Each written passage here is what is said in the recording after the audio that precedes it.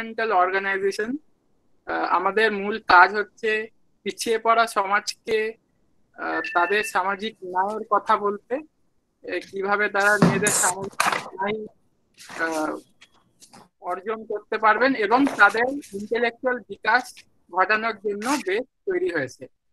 তো আজকে আমাদের যে প্রোগ্রামটা আমরা করছি সেটা হচ্ছে আহ, নতুন আশা বা নিউ হোপ,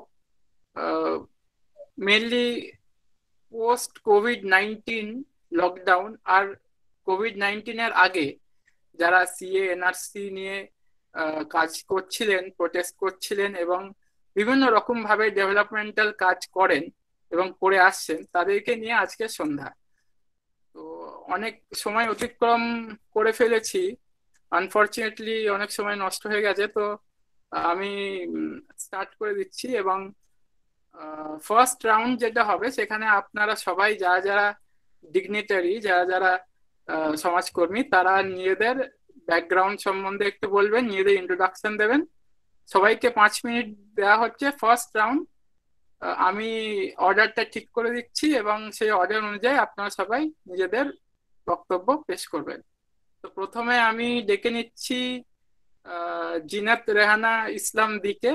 কাইন্ডলি যদি নিজের ব্যাপারে একটু সবাইকে বলেন, 3-4 মিনিটে যদি নিজের ইন্ট্রোডাকশন এবং কাজের সম্বন্ধে একটু লোককে জানান। আচ্ছা, আমি কয়েক সেকেন্ড নেবো একটু জাস্ট বলার জন্য যে যারা যারা ভিডিও অন করে রেখেছেন, যারা ক্যামেরা অন করে রেখেছেন, কাইন্ডলি আপনারা ক্যামেরা বন্ধ করুন। ক্যামেরা বলতে ভিডিও অফ করুন, কেননা যারা ভিডিও অফ অন থাকবে তাদেরকে রিমুভ করে দেওয়া হবে। সেশনটা পুরো রেকর্ড হচ্ছে যাদের। আর কেউ প্লিজ, আচ্ছা ঠিক আছে, কেউ প্রেজেন্ট করবেন না। প্রত্যেকের অডিও এবং ভিডিও অফ করে রাখুন। যারা শুধুমাত্র কথা বলবেন, যা ডিগনিটারিজ আছে, স্পিকার আছেন, শুধুমাত্র তারাই স্পিকার অন করে কথা বলবেন, তারা ভিডিও এবং অডিও অন করে। যারা ভিডিও অন করে রেখেছেন, পার্টিসিপেন্ট যারা অডিয়েন্স আছেন, তারা ভিডিও অফ করুন। Thank you. আচ্ছা, জিনাত রেহানা ইসলাম, প্লিজ নিজের বক্তব্য পেশ করুন। হ্যালো।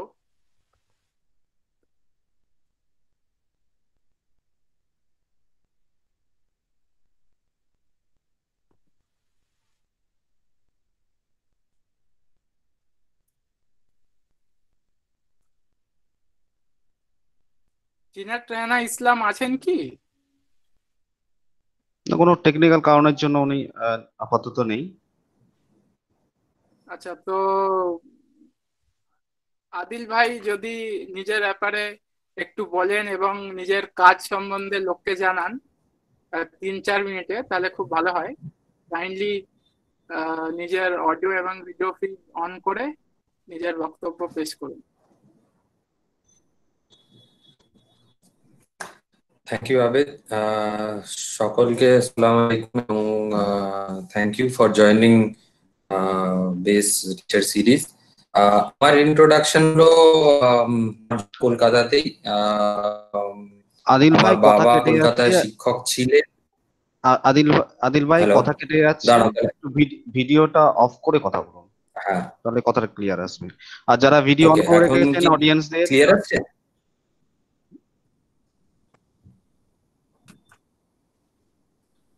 হ্যাঁ হাসান, এখন কি ক্লিয়ার আসছে? হ্যাঁ ক্লিয়ার আসছে। Great.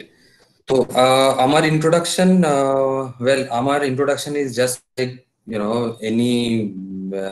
any person in this gathering. আমার জন্ম কলকাতায়। আমার আব্বা শিক্ষক ছিলেন। he was a professor in mathematics. Later on he became a principal. বাড়িতে মানে বাড়িতে আমার দুই দিদি আছেন, দুজনে শিক্ষকতার সাথে জড়িত। I am the black sheep of the family. I'm the only person যে এডুকেশনের সাথে জড়িত না, ফরচুনেটলি আর আনফরচুনেটলি, কারণ আমি টেকনিক্যাল পারসিউ করেছিলাম স্কুলিং সাউথ পয়েন্ট থেকে, তারপরে Jadavpur university BTech mechanical engineering, তারপরে কিছুদিন মানে কি কয়েক বছর টাটা মোটরস ন্যানো প্রজেক্টে কাজ করেছিলাম। তারপরে ন্যানো প্রজেক্টের সিঙ্গুরের মিসহ্যাপের পরে আমি এমবি করতে চলে যাই ফ্রান্সে। তারপরে ইউনাইটেড নেশনসে আমি কাজ করি, রোমে, United Nations World Food Programme. সেখানে I was part of the logistics optimisation team, যেখান থেকে বেসিক্যালি সারা পৃথিবীব্যাপী সমাজ সেবা এবং সারা পৃথিবীব্যাপী মানুষের দুঃখ কষ্ট দেখা এবং প্রত্যক্ষভাবে তার জন্য পজিটিভলি কন্ট্রিবিউট করা সেখান থেকে শুরু। তারপরে পরবর্তীকালে যখন সো কল্ড আরব স্প্রিং হলো অ্যান্ড গাদ্দাফি অ্যাসাসিনেশন হলো, at that point in time আমাদের ডিউটি স্টেশন গুলো was being positioned towards Syria, Lebanon and conflict zones. তো I had to quit, দেশে চলে আসি। দেশে চলে এসে started work management consultant। তারপরে I'm now working as a consultant and আমার কাজ এখন ব্যবসা বাণিজ্যে, not anymore MBA পড়ে। তো this is my educational background। R social service related কাজ, well, এটার founding stone was laid by my father। সাথে এদিক ওদিকার কাজ, এখানে যাওয়া ওখানে যাওয়া, মানুষের পাশে উনি হাত ধরে শিখিয়েছেন। এবং পরবর্তীকালে থাকাকালীন, কলেজে থাকাকালীন, স্পেসিফিক্যালি কলেজে থাকাকালীন নিজের ডেভেলপমেন্টের একটা ব্যাপার ঢোকে। Jadavpur university, thanks to the university for making us realise যে we have a voice, it can be hard. বললে ওকে শুনবে, শোনাতে পারবো। And that is how the confidence gain. তারপরে ইউএনএ থাকাকালীন it was part of my job duties to stand beside the people. পরবর্তীকালে হৃদয়া ফাউন্ডেশন ট্রাস্ট বলে এক অর্গানাইজেশন জয়েন করে হাওড়ায় যারা আমরা এখন কাজ করছি, হৃদয়া ফাউন্ডেশন ট্রাস্টের সাথে মেইন কাজ শুরু হয়। এবং লাস্ট ইয়ার আমরা যাদবপুর ইউনিভার্সিটি অ্যালামনাই এবং কিছু বন্ধুরা মিলে বিলুপ্ত বলে একটা অর্গানাইজেশন স্টার্ট করি, which has performed significantly well in the past almost 1 year. In the meanwhile, I have also had the privilege working very closely with base members, মাতিন ভাই, আবু সাল্লাহ ভাই, সামিরুল দার মতন লোকেদের সাথে কাজ করার সুযোগ পেয়েছি। নসিনের মতন কি বলবো, মানে লিডার অফ দ্য সেঞ্চুরি আমি বলতে পারি amongst all of us। এরকম ব্রিলিয়েন্ট পার্সনদের সাথে সিএ এনআরসি প্রটেস্টের সময় একসঙ্গে কাজ করার একটু সুযোগ হয়। তারপরে কোভিড এর সময় একটু কাজ করতে করতে আমফান দূরি আফটার দ্যাট আমাদের মানে সর্বমিলিত একটা খুব খারাপ অবস্থা নয়। সেখানে through Hidayah Foundation as well as through we have been able to reach quite a significant amount of people in 3 districts and এখনো সেই রকম কিছু ছোটখাটো কাজকর্ম চলছে চারিদিকে, রিলিফ, রিহ্যাবিলিটেশন, নেচার কনজারভেশন, এগুলো আউটলাইন করে। So yeah, that is in a nutshell my basic introduction. So, over to the chair to conduct the rest of the meeting.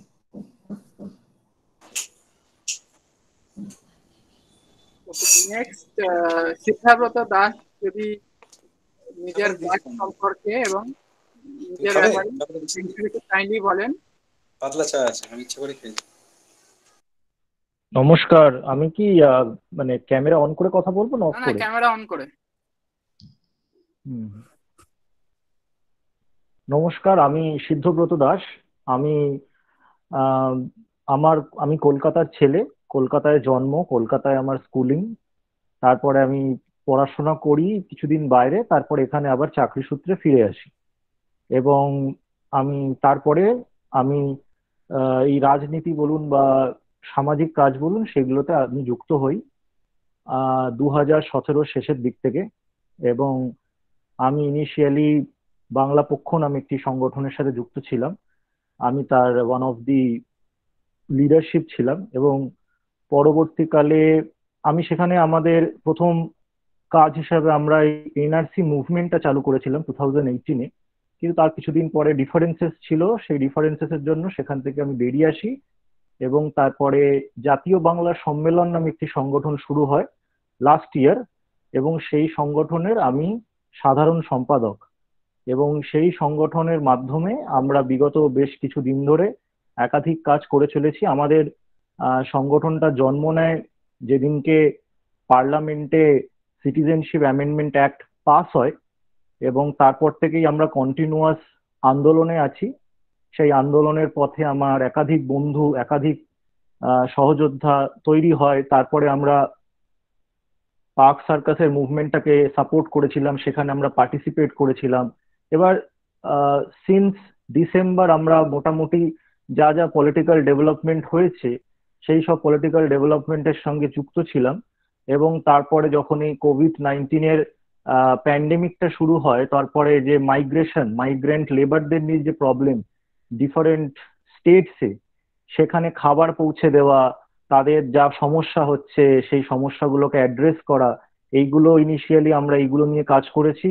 এবং তারপরে যখন আমাদের এই আমফান ঝড় আসে, তারপরে আমরা সুন্দরবনে এবং আমরা পশ্চিমবঙ্গের প্রায় 6 থেকে 7টা জেলায় ফর দ্য লাস্ট 2 মান্থস আমরা কন্টিনিউয়াসলি রিলিফ ওয়ার্কের সঙ্গে যুক্ত আছি। লাস্ট রোববার দিনকে আমাদের শেষ রিলিফ ওয়ার্কটা হলো। এই হলো আমার পার্সোনাল ব্যাকগ্রাউন্ড, এবং এই আমাদের জাতীয় বাংলা সম্মেলনের মাধ্যমে আমাদের কাজ কন্টিনিউয়াসলি চলছে। এবং আমরা মেনলি যে আমাদের যে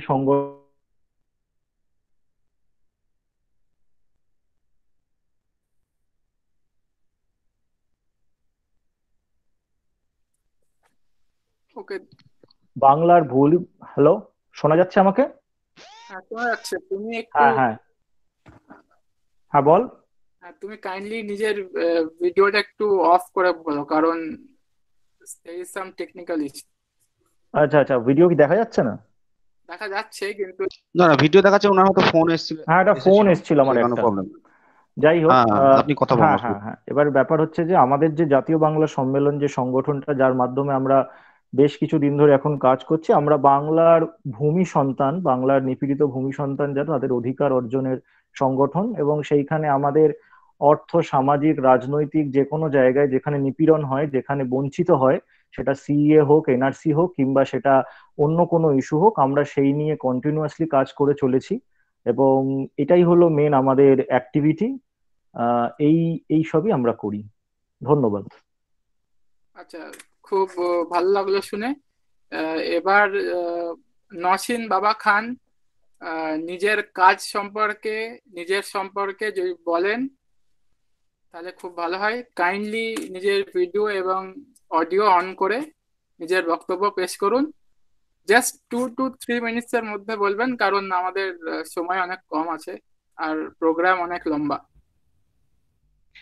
Naushin. Okay. In any case, I don't have much to say about myself.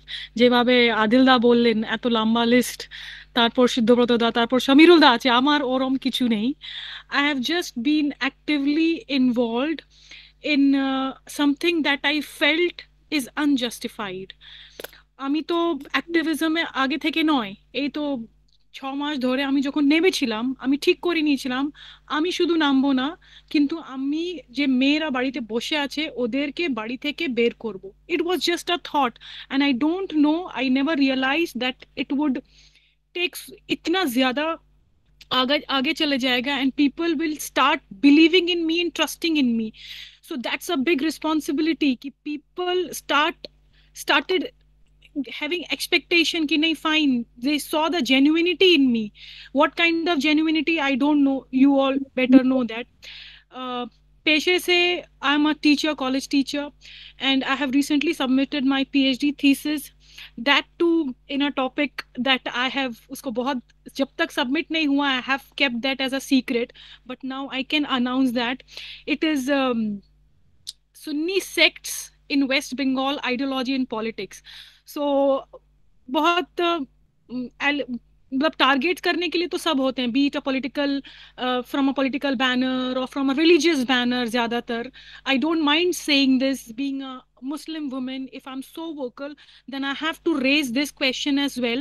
Then a women speak, that to a woman with a secular or quote unquote modern outlook, then there are some issues.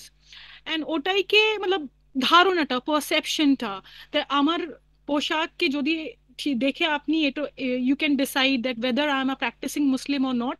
So my dear, you need to have a little more थोड़ा सा और perceptions को आप देखें. Rest is that I am very much into writing, and I hope that I get if I am something, if I am something like a resource, then I make sure that I use myself in a positive way, the way people are now seeing me in me. वो राशिद दा अभी बोल कर गए ना, leader. Maybe people find there are certain leadership qualities in me, but I am learning. Trust me, Abid, I'm in a process of learning. And in case of charity, I believe in individual charity, because I know कि yes, because I know बहुत ज़्यादा मैं बहुत vocal हूँ. बहुत ज़्यादा ऐसे organisations होते हैं जिसमें डिस्क्रिपेंसीज होते हैं. But in radio quarantine Kolkata I mention 2 organisations. एकदम मैंने वोकली बोला. I took the name of 2 organizations. One was Bangla Sanskriti Moncho, BSM, and the first was BASE, actually, Bengal Academy of Social Empowerment. So I mentioned even to different states कि मुझे अगर कोई बोलते थे कि बंगाल में Amphan के बाद ऐसा कुछ हुआ है, तो आई टोल्ड देम कि I believe in individual charity, but if you really want कि एक जेन्युइन ऑर्गेनाइजेशन चाहिए, जेन्युइन इज द वर्ड, तो I would refer to you, that is base, and second one is BSM. मतलब second कुछ नहीं है, बहुत अपनी अपनी जगह पे बहुत ज्यादा. BSM ऑब्वियसली पहले से है, and it is got is own ideology and socio जो भी है उसका. That's it Abid. I think I took more than 2 minutes.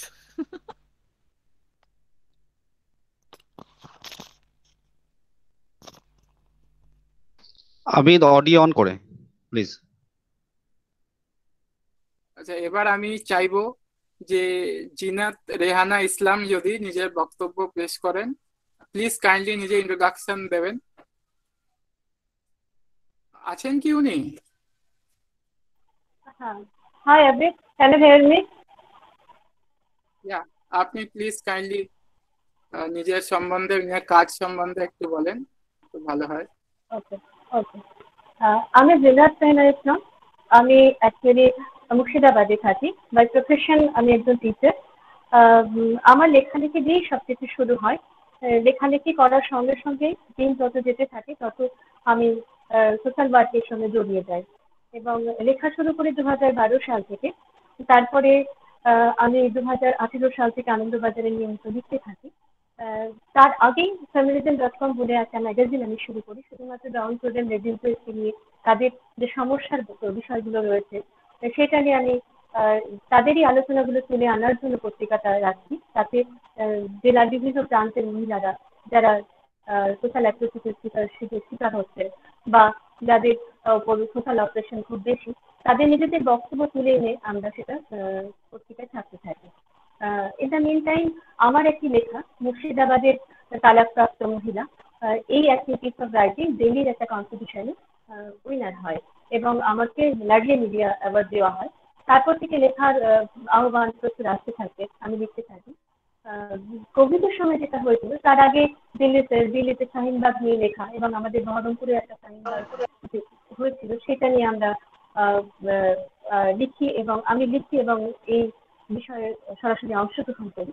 তারপরে যেটা হয়, শাহিনবাগ নিয়ে লেখার পর আমাকে আরো বিভিন্ন জায়গা থেকে লেখার ডাক আসতে থাকে, মহিলাদের নানা রকম সমস্যা. এই সময় আমি জেন্ডার নিয়ে কাজ শুরু করি. স্কুলে জেন্ডার বলে একটি বুক পাবলিশ হয়, সেখানেও আমরা জেন্ডার ডিসকাভিটিস নিয়ে আলোচনা করি এবং লিখতে থাকি. এবং লেখার সূত্র ধরেই আমাকে বিভিন্ন মহিলাদের সঙ্গে যখন যোগাযোগ হয়, এই কোভিডের সময় আমি 30 জন মহিলাকে মুর্শিদাবাদের নানা প্রান্ত থেকে আইডেন্টিফাই করি এবং তাকে নিয়ে আমি তাদের প্রত্যেককে নিয়ে আমি একটা ব্লগ শুরু করি. কেননা তাদের যে অসুবিধে হচ্ছে, তারা সকলে সেলফ এমপ্লয়েড বা কোনো না কোনো কাজে যুক্ত, কিন্তু এই কোভিডের ফলে যে লকডাউন নেমে এসেছে তার ফলে তারা কিন্তু সকলে গরিব হয়ে যায়. এরকম আর্থিক দুরবস্থার ক্ষেত্রে যেহেতু আমি ব্যক্তিগতভাবে তাদের প্রত্যেককে আর্থিক সাহায্য করা আমার পক্ষে সম্ভব নয়, সেজন্য আমি একটা ব্লগ শুরু করি এবং সেই ব্লগে আমি এদের কথা তুলে ধরতে থাকি. তার লিঙ্ক আমি ফেসবুকে দিই এবং সেখানে দেখা যায় যে প্রত্যেকে আর্থিকভাবে তাদেরকে সাহায্যের জন্য এগিয়ে আসে. তারপরে আমফানের সময় একইভাবে আমি ক্ষতিগ্রস্তদের নিয়ে লেখা শুরু করি. এইভাবেই আমার অ্যাক্টিভিটির পার্ট হয়ে যায় লেখা বা লেখার পার্ট হয়ে যায় অ্যাক্টিভিটি. এবং এই যে 30 জন মহিলাকে নিয়ে আমি কাজ শুরু করেছিলাম, তাদেরকে নিয়ে আমি একটা সেলফ প্রজেক্ট শুরু করেছি, যেটা ইন্ডিভিজুয়াল ফান্ডিং আমার. এবং আমাকে সাহায্যের জন্য আমেরিকান একটা অর্গানাইজেশন তার রাইটসে গিয়ে এসেছে যে এই 30 জনকে আমি এক্সপেরিমেন্টাল ওয়েতে ফাইন্যান্সিয়াল ইন্ডিপেন্ডেন্ট করার চেষ্টা করবো, তাদের জন্য প্রোগ্রাম নিয়েছে, সেটা আমি পরবর্তীকালে আলোচনার সময় বলছি। এইটুকুই আমার পরিচয়।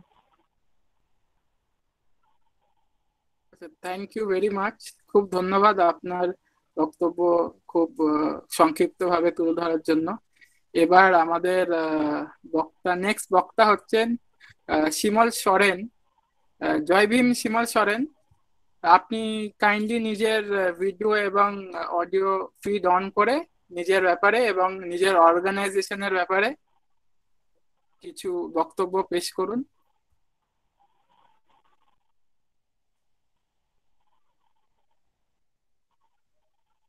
শিমল দা আছেন?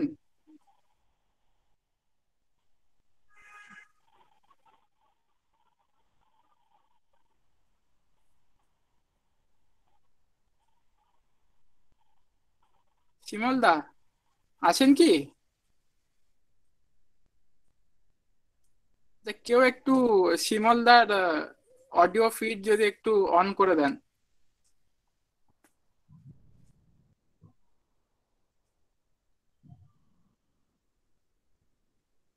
আচ্ছা, শিমল দাকে পাওয়া যাচ্ছে না, তো ফরিদুল ইসলাম এসছেন কি? ফরিদুল ইসলাম আসতে পারেননি। সামিরুল ইসলাম দাও জয়েন করেছেন। আচ্ছা, জয় বাংলা সমীরুল দা। সমীরুল দা, আপনি নিজের সম্বন্ধে এবং নিজের কাজ সম্বন্ধে একটু বলুন।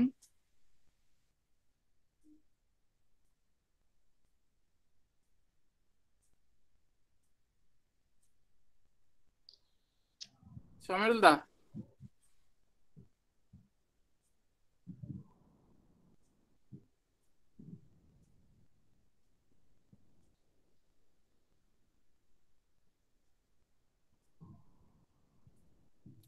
কেউ সামিরুল দা তোমার অডিওটা মিউটে আছে। সমীরুল দা অডিও সামিরুল দা অডিওটা মিউটে আছে, আনমিউট করো।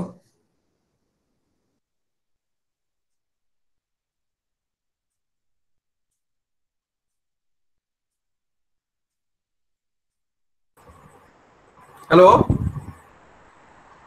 হ্যালো, হ্যাঁ শুনতে পাচ্ছি, শোনা যাচ্ছে? শুনতে পাচ্ছি, বলুন। প্রথমে প্রত্যেককে বাংলা সংস্কৃতি মঞ্চের পক্ষ থেকে আমার নমস্কার এবং ভুল জানাচ্ছি। অ্যাকচুয়ালি আমার বাড়ি হচ্ছে বীরভূমের এক প্রত্যন্ত গ্রামে, তার নাম হচ্ছে গ্রাম। আমার অ্যাক্টিভিজম আরম্ভ হয় যখন আমি প্রথম কলকাতায় যাই, তখন অ্যাক্টিভিজম করতে হবে এই জিনিসটা আসে। তখন একটা গ্রামের ছেলে, গ্রাম থেকে পড়াশোনা করেছিলাম। তারপরে যখন প্রথম কলকাতায় যাই তখন আমার আব্বাও মারা যাবে এই টাইমে। তখন কলকাতাতে কেউ শেল্টার দেওয়ার মতো কেউ ছিল না, রাস্তার মধ্যে ঘুরেছি, অনেক জায়গাতে মেস পাইনি। তারপরে বিভিন্ন কারণে এক জায়গায় সেটেল হই। তারপরে আমরা কিছু ছেলে মিলে নিড করি যে গ্রাম থেকে যে ছেলেগুলো কলকাতায় আসবেন তাদেরকে যেন আমরা ঠিকঠাকভাবে ব্যবস্থা করতে পারি, ফর্ম ফিল আপ করে দেওয়া থেকে আরম্ভ করে হোস্টেল, যাদের টাকা পয়সা নেই তাদেরকে পড়ার ব্যবস্থা করা, এরকম ছোট্ট একটা ইউনিট করেছিলাম। ওই থেকে কাজ আরম্ভ করি। তারপরে আপনার গ্র্যাজুয়েশন আমি মাস্টার ডিগ্রি করতে আইআইটি দিল্লি যাই, ওখানেও কিছু অ্যাক্টিভিজমের সঙ্গে জড়িয়েছিলাম, তখন আন্না হাজির মুভমেন্ট চলছিল। তারপরে ওখান থেকে আপনার রিসার্চ পারপাসে আমি বিদেশে গেছিলাম কিছুদিন, একটু মাটি কিনে থাকতে পারিনি ওখানে আমি। তারপরে Indian association for cultivation of সায়েন্সে জয়েন করি ওয়াটার পিউরিফিকেশনের উপরে। তারপরে রাইস টু লাইফ ফাউন্ডেশন নামে একটা এনজিও বানাই আমি, সেখানে এনজিও টাইপের কাজ করতাম। মানুষ খেতে পায় না কেন, করতে পায় না কেন, চা বাগান শ্রমিক বলুন, এরকম বিভিন্ন রকম কাজ। তারপরে আস্তে আস্তে বিভিন্ন মুভমেন্টে ঢুকি। ফার্স্ট মুভমেন্ট ছিল আমার জীবনে হচ্ছে 2013 সালে। 6খানা গ্রামের আদিবাসী, ম্যাক্সিমামই দলিত গ্রাম, ওখানে ওদের ব্রিজ ছিল না, ব্রাহ্মণী নদী দিয়ে ঘেরা। এটা মুর্শিদাবাদ আর বীরভূমের ট্রানজ্যাকশনে অবস্থিত। তো সেখানে ওদের বাস ধরার জন্য 7 কিলোমিটার পায়ে হেঁটে যেত ওরা। তো ওরা দীর্ঘদিন ধরে 28 বছর ধরে লড়াই করছিল, কিছু করছিল না। তারপরে মুভমেন্টটা আমাদের হাতে আসে এবং আমরা লড়ি, এবং লড়ে 11 কোটি টাকা স্যাংশন করার ব্যবস্থা হয়েছিল। ওই ব্রিজ না থাকার জন্য এমনও হয়েছে যে অনেক মহিলা পেটের বাচ্চা ওই ব্রিজের মধ্য দিয়ে ভেসে চলে গেছে, জলের মধ্যে দিয়ে, এরকম উদাহরণ ছিল। তো ওইখান থেকে আরম্ভ হয়। তারপরে গ্রামীণ প্রাথমিক স্বাস্থ্য কেন্দ্র নিয়ে 2014-তে একটা বড় মুভমেন্ট করেছিলাম, ওটা আমার নিজের হাতে তৈরি করা মুভমেন্ট ছিল বীরভূমেই। যে বিভিন্ন আপনারা যদি ওয়েবসাইট দেখেন তো প্রাথমিক স্বাস্থ্য কেন্দ্র নিয়ে সরকারি খাতা কলমে 6খানা বেড বলছে, 2খানা ডাক্তার আছে, হসপিটাল আছে বলছে, কিন্তু অ্যাকচুয়ালি অনেক জায়গাতে অনেক কিছু নেই। ওটা নিয়ে আমরা একটা সার্ভে করেছিলাম 2014 দিকে। তো সেখানে দেখা গেছিল যে 70% জায়গাতে সরকারি খাতা কলমে যা দেখাচ্ছে তা কিন্তু নেই, এবং প্রাথমিক স্বাস্থ্য কেন্দ্র না থাকার জন্য যেটা হচ্ছে গ্রামের মানুষ প্রচুর প্রবলেমে পড়েন। এটা নিয়ে ওই টাইমে কিছুটা ফাইট করেছিলাম এবং কিছুটা সাফল্যও এসেছিল আমাদের, মানে যে প্রাথমিক স্বাস্থ্য কেন্দ্র নিয়ে আন্দোলনটা করেছিলাম সেটা কিছুটা উন্নত হয়েছিল। তারপরে ওই টাইমে ওই আপনার কামধুনু মুভমেন্ট বলুন আর বলুন, ওইগুলো পেছন থেকে প্রচুর কাজ আমাদের দিক থেকে করা হতো। কিন্তু তারপরে যেটা লাস্ট যেটা ভাই ধুলাগড়ে যখন রাইটসটা হলো তখন 2017 সালে আমি কলেজ সার্ভিস কমিশনে চাকরি পেয়েছি। সেই মুভমেন্টে ওই এপ্রিল নাগাদ ধুলাগড়ে রাইটস হয়েছে। তখন ওই টাইমে দেখা যাচ্ছে যে মনে হচ্ছে যে কলকাতা জুড়ে একদম বিভৎস পরিস্থিতি, মনে হচ্ছে হিন্দু মুসলমানদের একটা বিশাল বিভাজন তৈরি হয়ে গেছে ওই টাইমে, এবং সব জায়গাতে একটা মানে ভেদাভেদ চলছে। সেটা আমার একটা বন্ধু আমাকে বলে যে তোমার তো প্রচুর পরিচিতি আছে, তো বিভিন্ন পলিটিক্যালকে যদি রাখবন্ধন করাতে পারো, যেটা করেছিলেন। তো আমি সেই কথা শুনে আমি বিভিন্ন পলিটিক্যাল পার্টিকে অ্যাপ্রোচ করি, কিন্তু কি আমার কথা শুনেনি। টিএমসি বলুন, কংগ্রেস বলুন, সিপিএম বলুন, সবাইকে আমি প্রপোজাল দিয়েছিলাম, কেউ কথা শুনেনি। তখন আমরা সমাজ সম্পন্ন বিভিন্ন বন্ধু বান্ধব, বিভিন্ন যারা বিভিন্ন অ্যাক্টিভিজম করতেন বিভিন্ন সেক্টরে, তাদেরকে নিয়ে 144-এর মধ্যে ঢুকে আমরা বাংলা সংস্কৃতি মঞ্চটাকে এস্টাবলিশ করি। তখন আমাদের যেটা লক্ষ্য ছিল যে শুধু বাংলা সংস্কৃতি মঞ্চ মানে শুধু বাংলা সংস্কৃতি রক্ষা না, এটা হচ্ছে বাংলাতে বসবাসকারী যত রকমের সাংস্কৃতিক মানুষ আছেন তাদের জন্য আমরা লড়াই করবো। সেই থেকে প্রথম আমি ধুলাগড়ে তখন মিডিয়ার সামনেও আসি আমি, এবং ধুলাগড়ে ওই 144-এর জাস্ট পার হয়েছে পরের দিনই ঢুকে আমরা, তখন কোনো পলিটিক্যাল পার্টি হয়ে যাচ্ছিল না ওখানে। সেখানে যে জায়গাতে রাইটসটা হয়েছিল সেই জায়গাতে ঢুকে আমরা হিন্দু মুসলমানদের মধ্যে রাখি বন্ধন করি। তারপরে বাংলাতে যত কমিউনাল রাইটস হয়েছে সব জায়গাতেই আমরা রাখি বন্ধন করেছি। কোনো জায়গাতে ইন্টারনালি রাইটস থামিয়েছি, কোনো জায়গাতে থেকে কোথাও থেকে মিডিয়া মানে আমাদেরকে বলতে লাগলো এটা শুধু মানে জাস্ট কমিউনাল হারমোনির একটা মঞ্চ। তারপরে আসি বাঙালি শ্রমিকদেরকে নিয়ে প্রথম কাজটা এসেছিল 159 জন 2017 সালের দিকে এসেছিল। ওরা মানে বাইরে অনেক ছেলে কাজ করতে যায়, ট্র্যাপ হয়ে গেছিল। দুরকম ভাবে কাজে যাওয়া যায়, একটা হচ্ছে পার্মানেন্ট ভিসা পাওয়া যায়, একটা পাওয়া যায়। তো অনেক দালাল মারফত দেখবেন দুবাইয়ে বলুন, সৌদি আরবে বলুন, যারা কাজ করতে চান ওদেরকে বেসিক্যালি যেটা করে ট্রাভেল ভিসার মাধ্যমে নিয়ে যায়, 1 মাস পর্যন্ত ভ্যালিডিটি থাকে। তারপরে অনেকে ট্র্যাপে পড়ে যায়, এবং সেখানে 160 জন বাঙালি ছিল। সবাইকে আমরা লড়াই করে ওই টাইমে ছাড়িয়ে দিয়েছিলাম। তারপরে 2018 সালে কিছু বাঙালি শ্রমিক যিনাদের বাড়ি হাওড়া, হুগলি এবং বর্ধমানের কালনা ছিল, তো ওদেরকে জাস্ট বাংলায় কথা বলার জন্য ওদেরকে মুম্বাইয়ের সিআইডি পুলিশ অ্যারেস্ট করে, এবং ওনাদেরকে বলে ওরা বাংলাদেশ। এবং এখানে সবাই কিন্তু মুসলিম, সবাই কিন্তু মুসলমান ছিলেন না, এখানে বোধ কমিউনিটির লোকই ছিলেন। তো ওরা বলেন আমরা তো বাংলাদেশি না, আমরা তো মানে পশ্চিমবঙ্গবাসী, আমরা বাংলায় কথা বলি। ওরা আধার কার্ড দেখিয়েছিল, ভোটার কার্ড দেখিয়েছিল, তাও ছাড়েনি। তারপরে ওদেরকে যখন জেলে ঢুকাই, ওদের বাড়ির লোক 50 বছরের পুরানো দলিলও নিয়ে যায়, কিন্তু ওদেরকে ছাড়েনি, এবং 4 বছরের একটা বাচ্চা মেয়েও ছিল হোমে।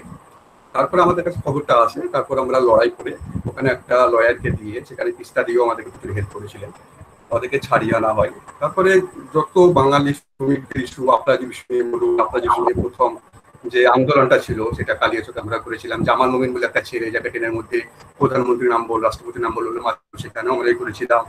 দিল্লিতে যে শ্রমিকগুলোর কথা বলুন, তারপরে কাশ্মীর থেকে যে 5 জন যখন মারা গেল, তখন সবাইকে আমি বললাম যে 5 জন যারা মারা গেছেন তাদেরকে তো সরকার নিজের স্বার্থের জন্য নিয়ে আসবে, কিন্তু যে শ্রমিকগুলো কাশ্মীরে আটকে আছে তাদেরকে তো আবার এনকাউন্টার করবে, তাদের কি হবে? তখন আমাদের যে অর্গানাইজেশন সিস্টেম আছে তাদেরকে দিই আমরা।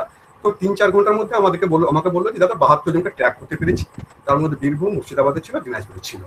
তো আমাদের ফোর্স থেকে খাটিয়ে বিভিন্ন নিউজে হাইলাইটেড করে ওখানে যারা আমাদের কন্ট্যাক্টে ছিল তাদেরকে দিয়ে আমরা নিয়ে আসি।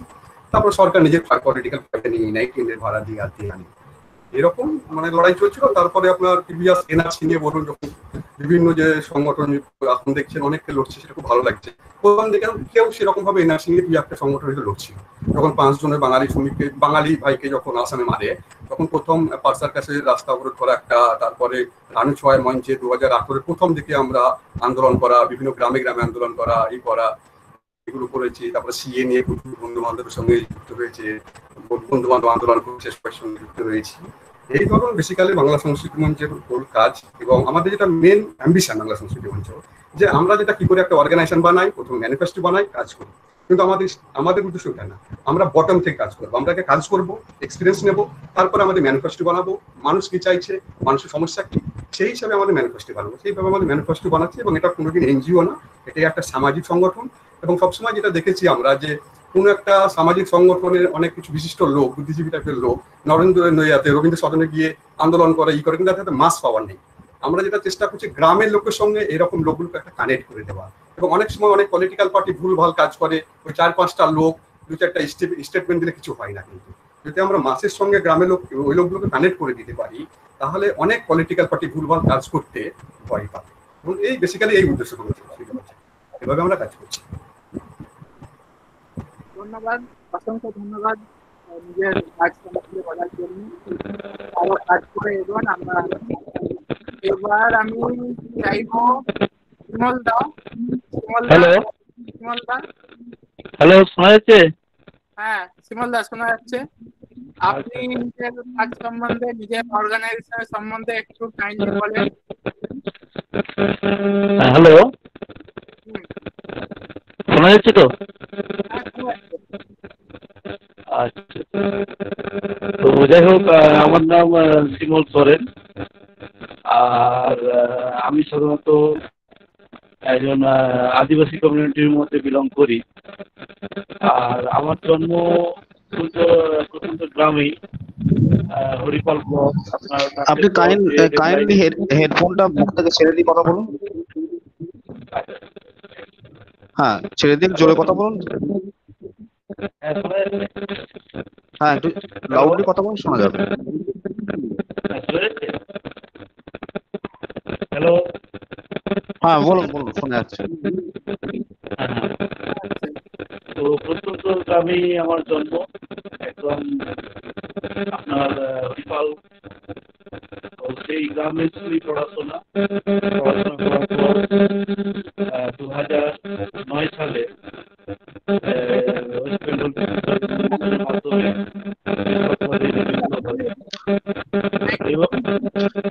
শিমল দা, একটা কথা বলি, আপনার একটা দুটো কানেক্ট আছে কি? দু জায়গায় ফোন এবং ল্যাপটপে কানেক্ট করেছেন? শব্দ আসছে, ইকো হচ্ছে,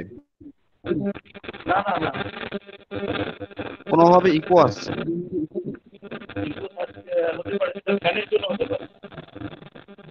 আচ্ছা আচ্ছা, আপনি কন্টিনিউ করুন। তো 2009 সালে শিক্ষক সহশিক্ষক পদে নিযুক্ত হই গ্রামের স্কুলে, যেটা খানাপুর ব্লকে। খানাপুর সম্পর্কে আইডিয়া মধ্যে বা ধারণা অনেক ছিল যে কিরকম করে না। গ্রামে গিয়ে দেখেছি যে গ্রামের মানুষের সমস্যা কি, গ্রামের মানুষের যেহেতু একজন আদিবাসী কমিউনিটি হওয়ার জন্য আমি আদিবাসী বিভিন্ন বিষয়গুলো আমি লক্ষ্য করেছি যে তারা কিভাবে তাদের উঠে আসতে না উঠে আসতে পারে। তো সেইভাবে 2009-এর পর পরবর্তীকালে আমি অর্গানাইজেশন যুক্ত হই পশ্চিমবঙ্গ আদিবাসী সমাজ করা হয় বা জানানো হয়। সেই সংগঠনের সঙ্গে আদিবাসীদের সমস্যার উপর কাজ করে তাদের যে রাইটস এবং তাদের না পাওয়া, তাদের কারণগুলো জানানো। তো কিছুদিন সেই সংগঠনে যুক্ত থাকার পর দেখা গেল শিমল দা, আপনি একটু লাউডলি বলেন, শোনা যাচ্ছে না ঠিকঠাক, একটু লাউডলি বলেন। হ্যালো, আপনার ভিডিও ফিড অফ করে বলুন। হ্যালো, হ্যাঁ ভিডিও অফ করে বলুন। ভিডিও অফ করে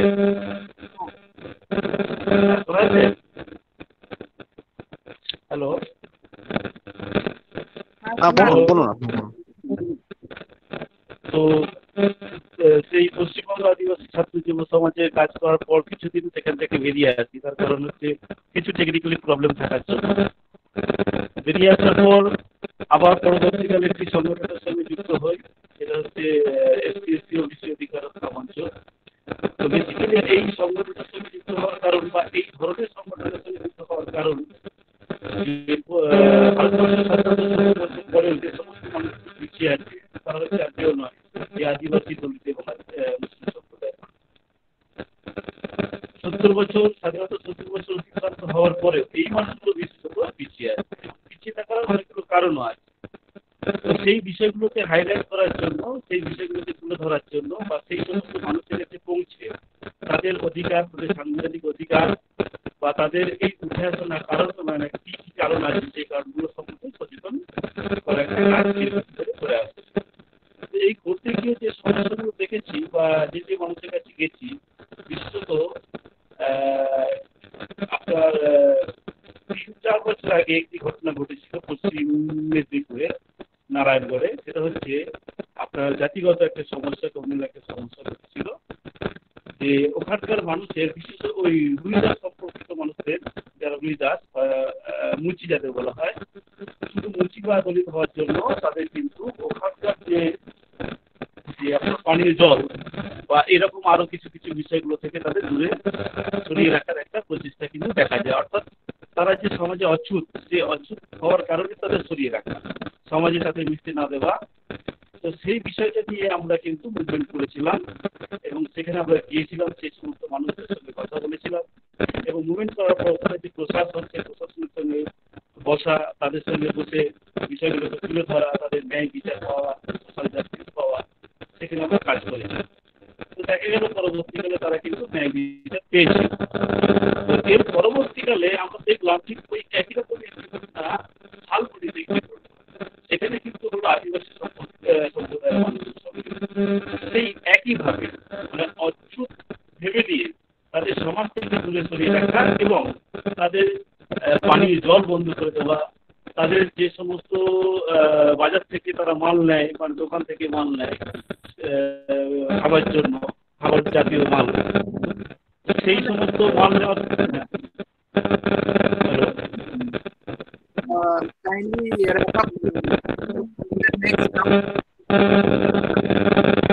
হ্যালো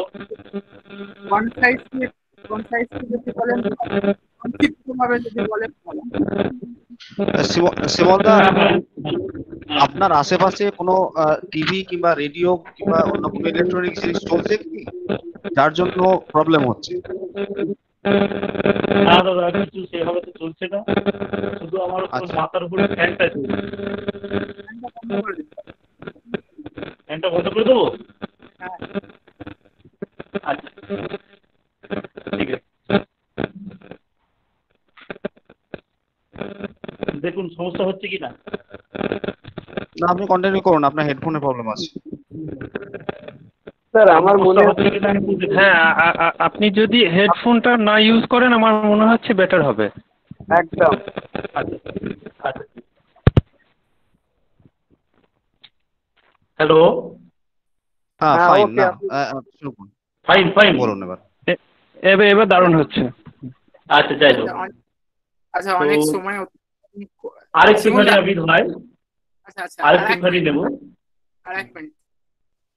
তো সেই শালবনিতে গিয়েও দেখলাম যে নারায়ণগড়ে যেভাবে ঘটনা ঘটেছিল, সেখানে আদিবাসী সম্প্রদায়ের মানুষকে অচ্যুত হওয়ার কারণে তাদের সমাজ থেকে সরিয়ে দেওয়ার একটা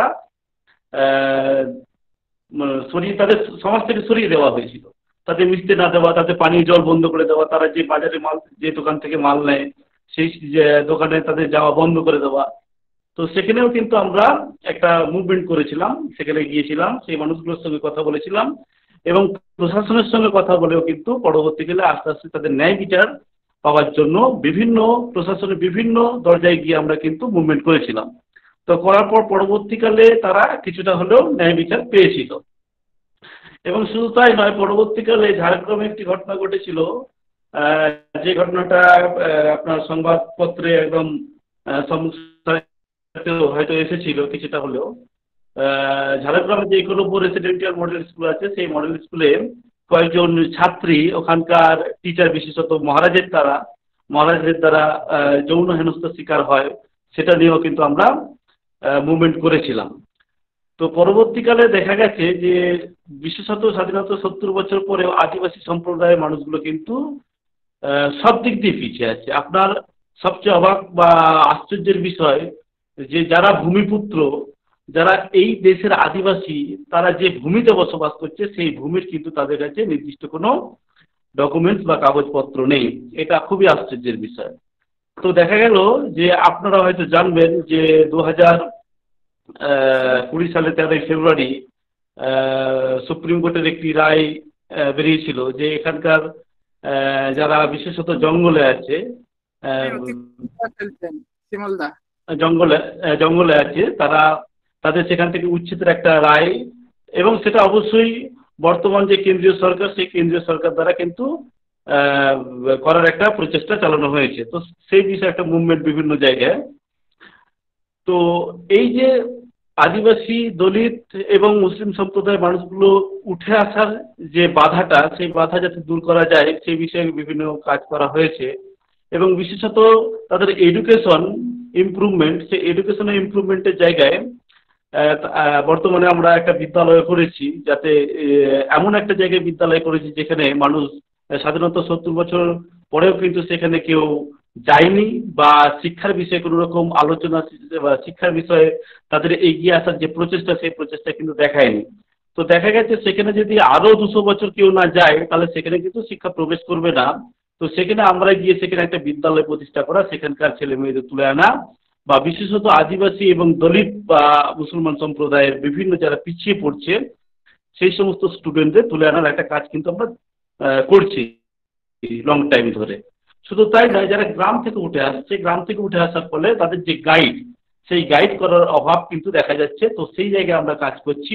তাদের যে প্রয়োজন, সেই প্রয়োজনগুলো বিশেষত তাদের পাঠ্যপুস্তকের প্রয়োজন হয়ে পড়ে, কিন্তু তারা হায়ার এডুকেশনে যাওয়ার ফলে যে পাঠ্যপুস্তকের প্রয়োজনটা সেটা মেটাতে পারে না, সেই জায়গায় গিয়ে আমরা মেটাই, বা তাদের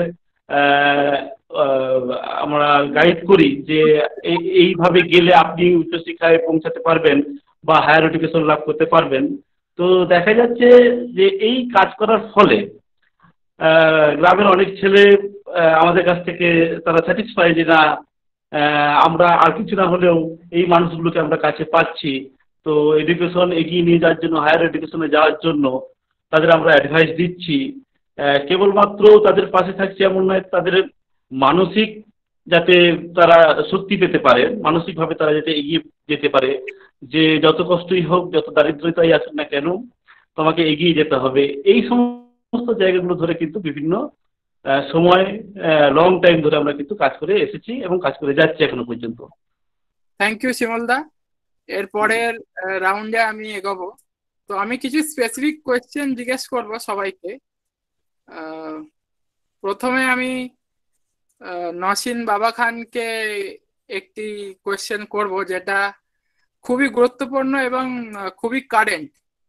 তো নসীন বাবা খানকে প্রথম কোয়েশ্চেন যেটা আমি করছি সেটা হচ্ছে যে এই যে আমি ইংলিশে করছি প্রশ্নটা, how do you process the witch hunt against anti-CA 2019 protesters by the government? As a fellow protester and fellow activist against CA 2019, how do you view this witch hunt against your fellow comrades? Please, এই উত্তরের এই কোশ্চেনের উত্তর দেবেন। Yes. ये जो witch hunt है ना, I keep saying that in the previous lecture as well. Abid, am I audible, Abid? Am I audible? Yeah, due to paucity of time, you have only 2 minutes to answer this question. Please be precise. Okay. What they are actually doing is they are normalizing fear. And if we go by the definition of terrorism, अगर हम लोग terrorism का definition पढ़ेंगे, तो terror create करता है। कोई भी एक टेररिस्ट ऑर्गेनाइजेशन होता है ना, तो वो पहले टेरर क्रिएट करता है between each of us. So I am not saying that our government is a terrorist organization. No, not at all. It's a responsible government. It is an elective representative. I'm not comparing it with any terrorist organization. But what they're doing is normalizing fear.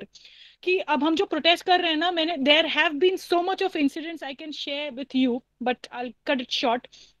That earlier when I used to approach people ki come down, we have to protest and all those stuff, and now when I approach them for this digital campaign, record this, that, I get this negative response. So that is fear. But yet the other part of that is there are few people who are अब इतना aggressive हो गए हैं वो लोग कि नहीं, अब प्रोटेस्ट करने के अलावा कोई और चारा ही नहीं है उनके पास. So the witch hunt is actually सांप भी मर जाए और लाठी भी ना टूटे, जिस तरीके से वो लोग झूठ बोलते हैं या कुछ भी करते हैं, हर चीज को नॉर्मलाइज करते हैं, मॉब लिंचिंग को नॉर्मलाइज करते हैं, हेट को नॉर्मलाइज कर दिया, कुछ भी कहीं पे हो रहा है, अभी 1 लाख के ऊपर आपका कोविड केसेस, उसको भी नॉर्मलाइज कर दिया.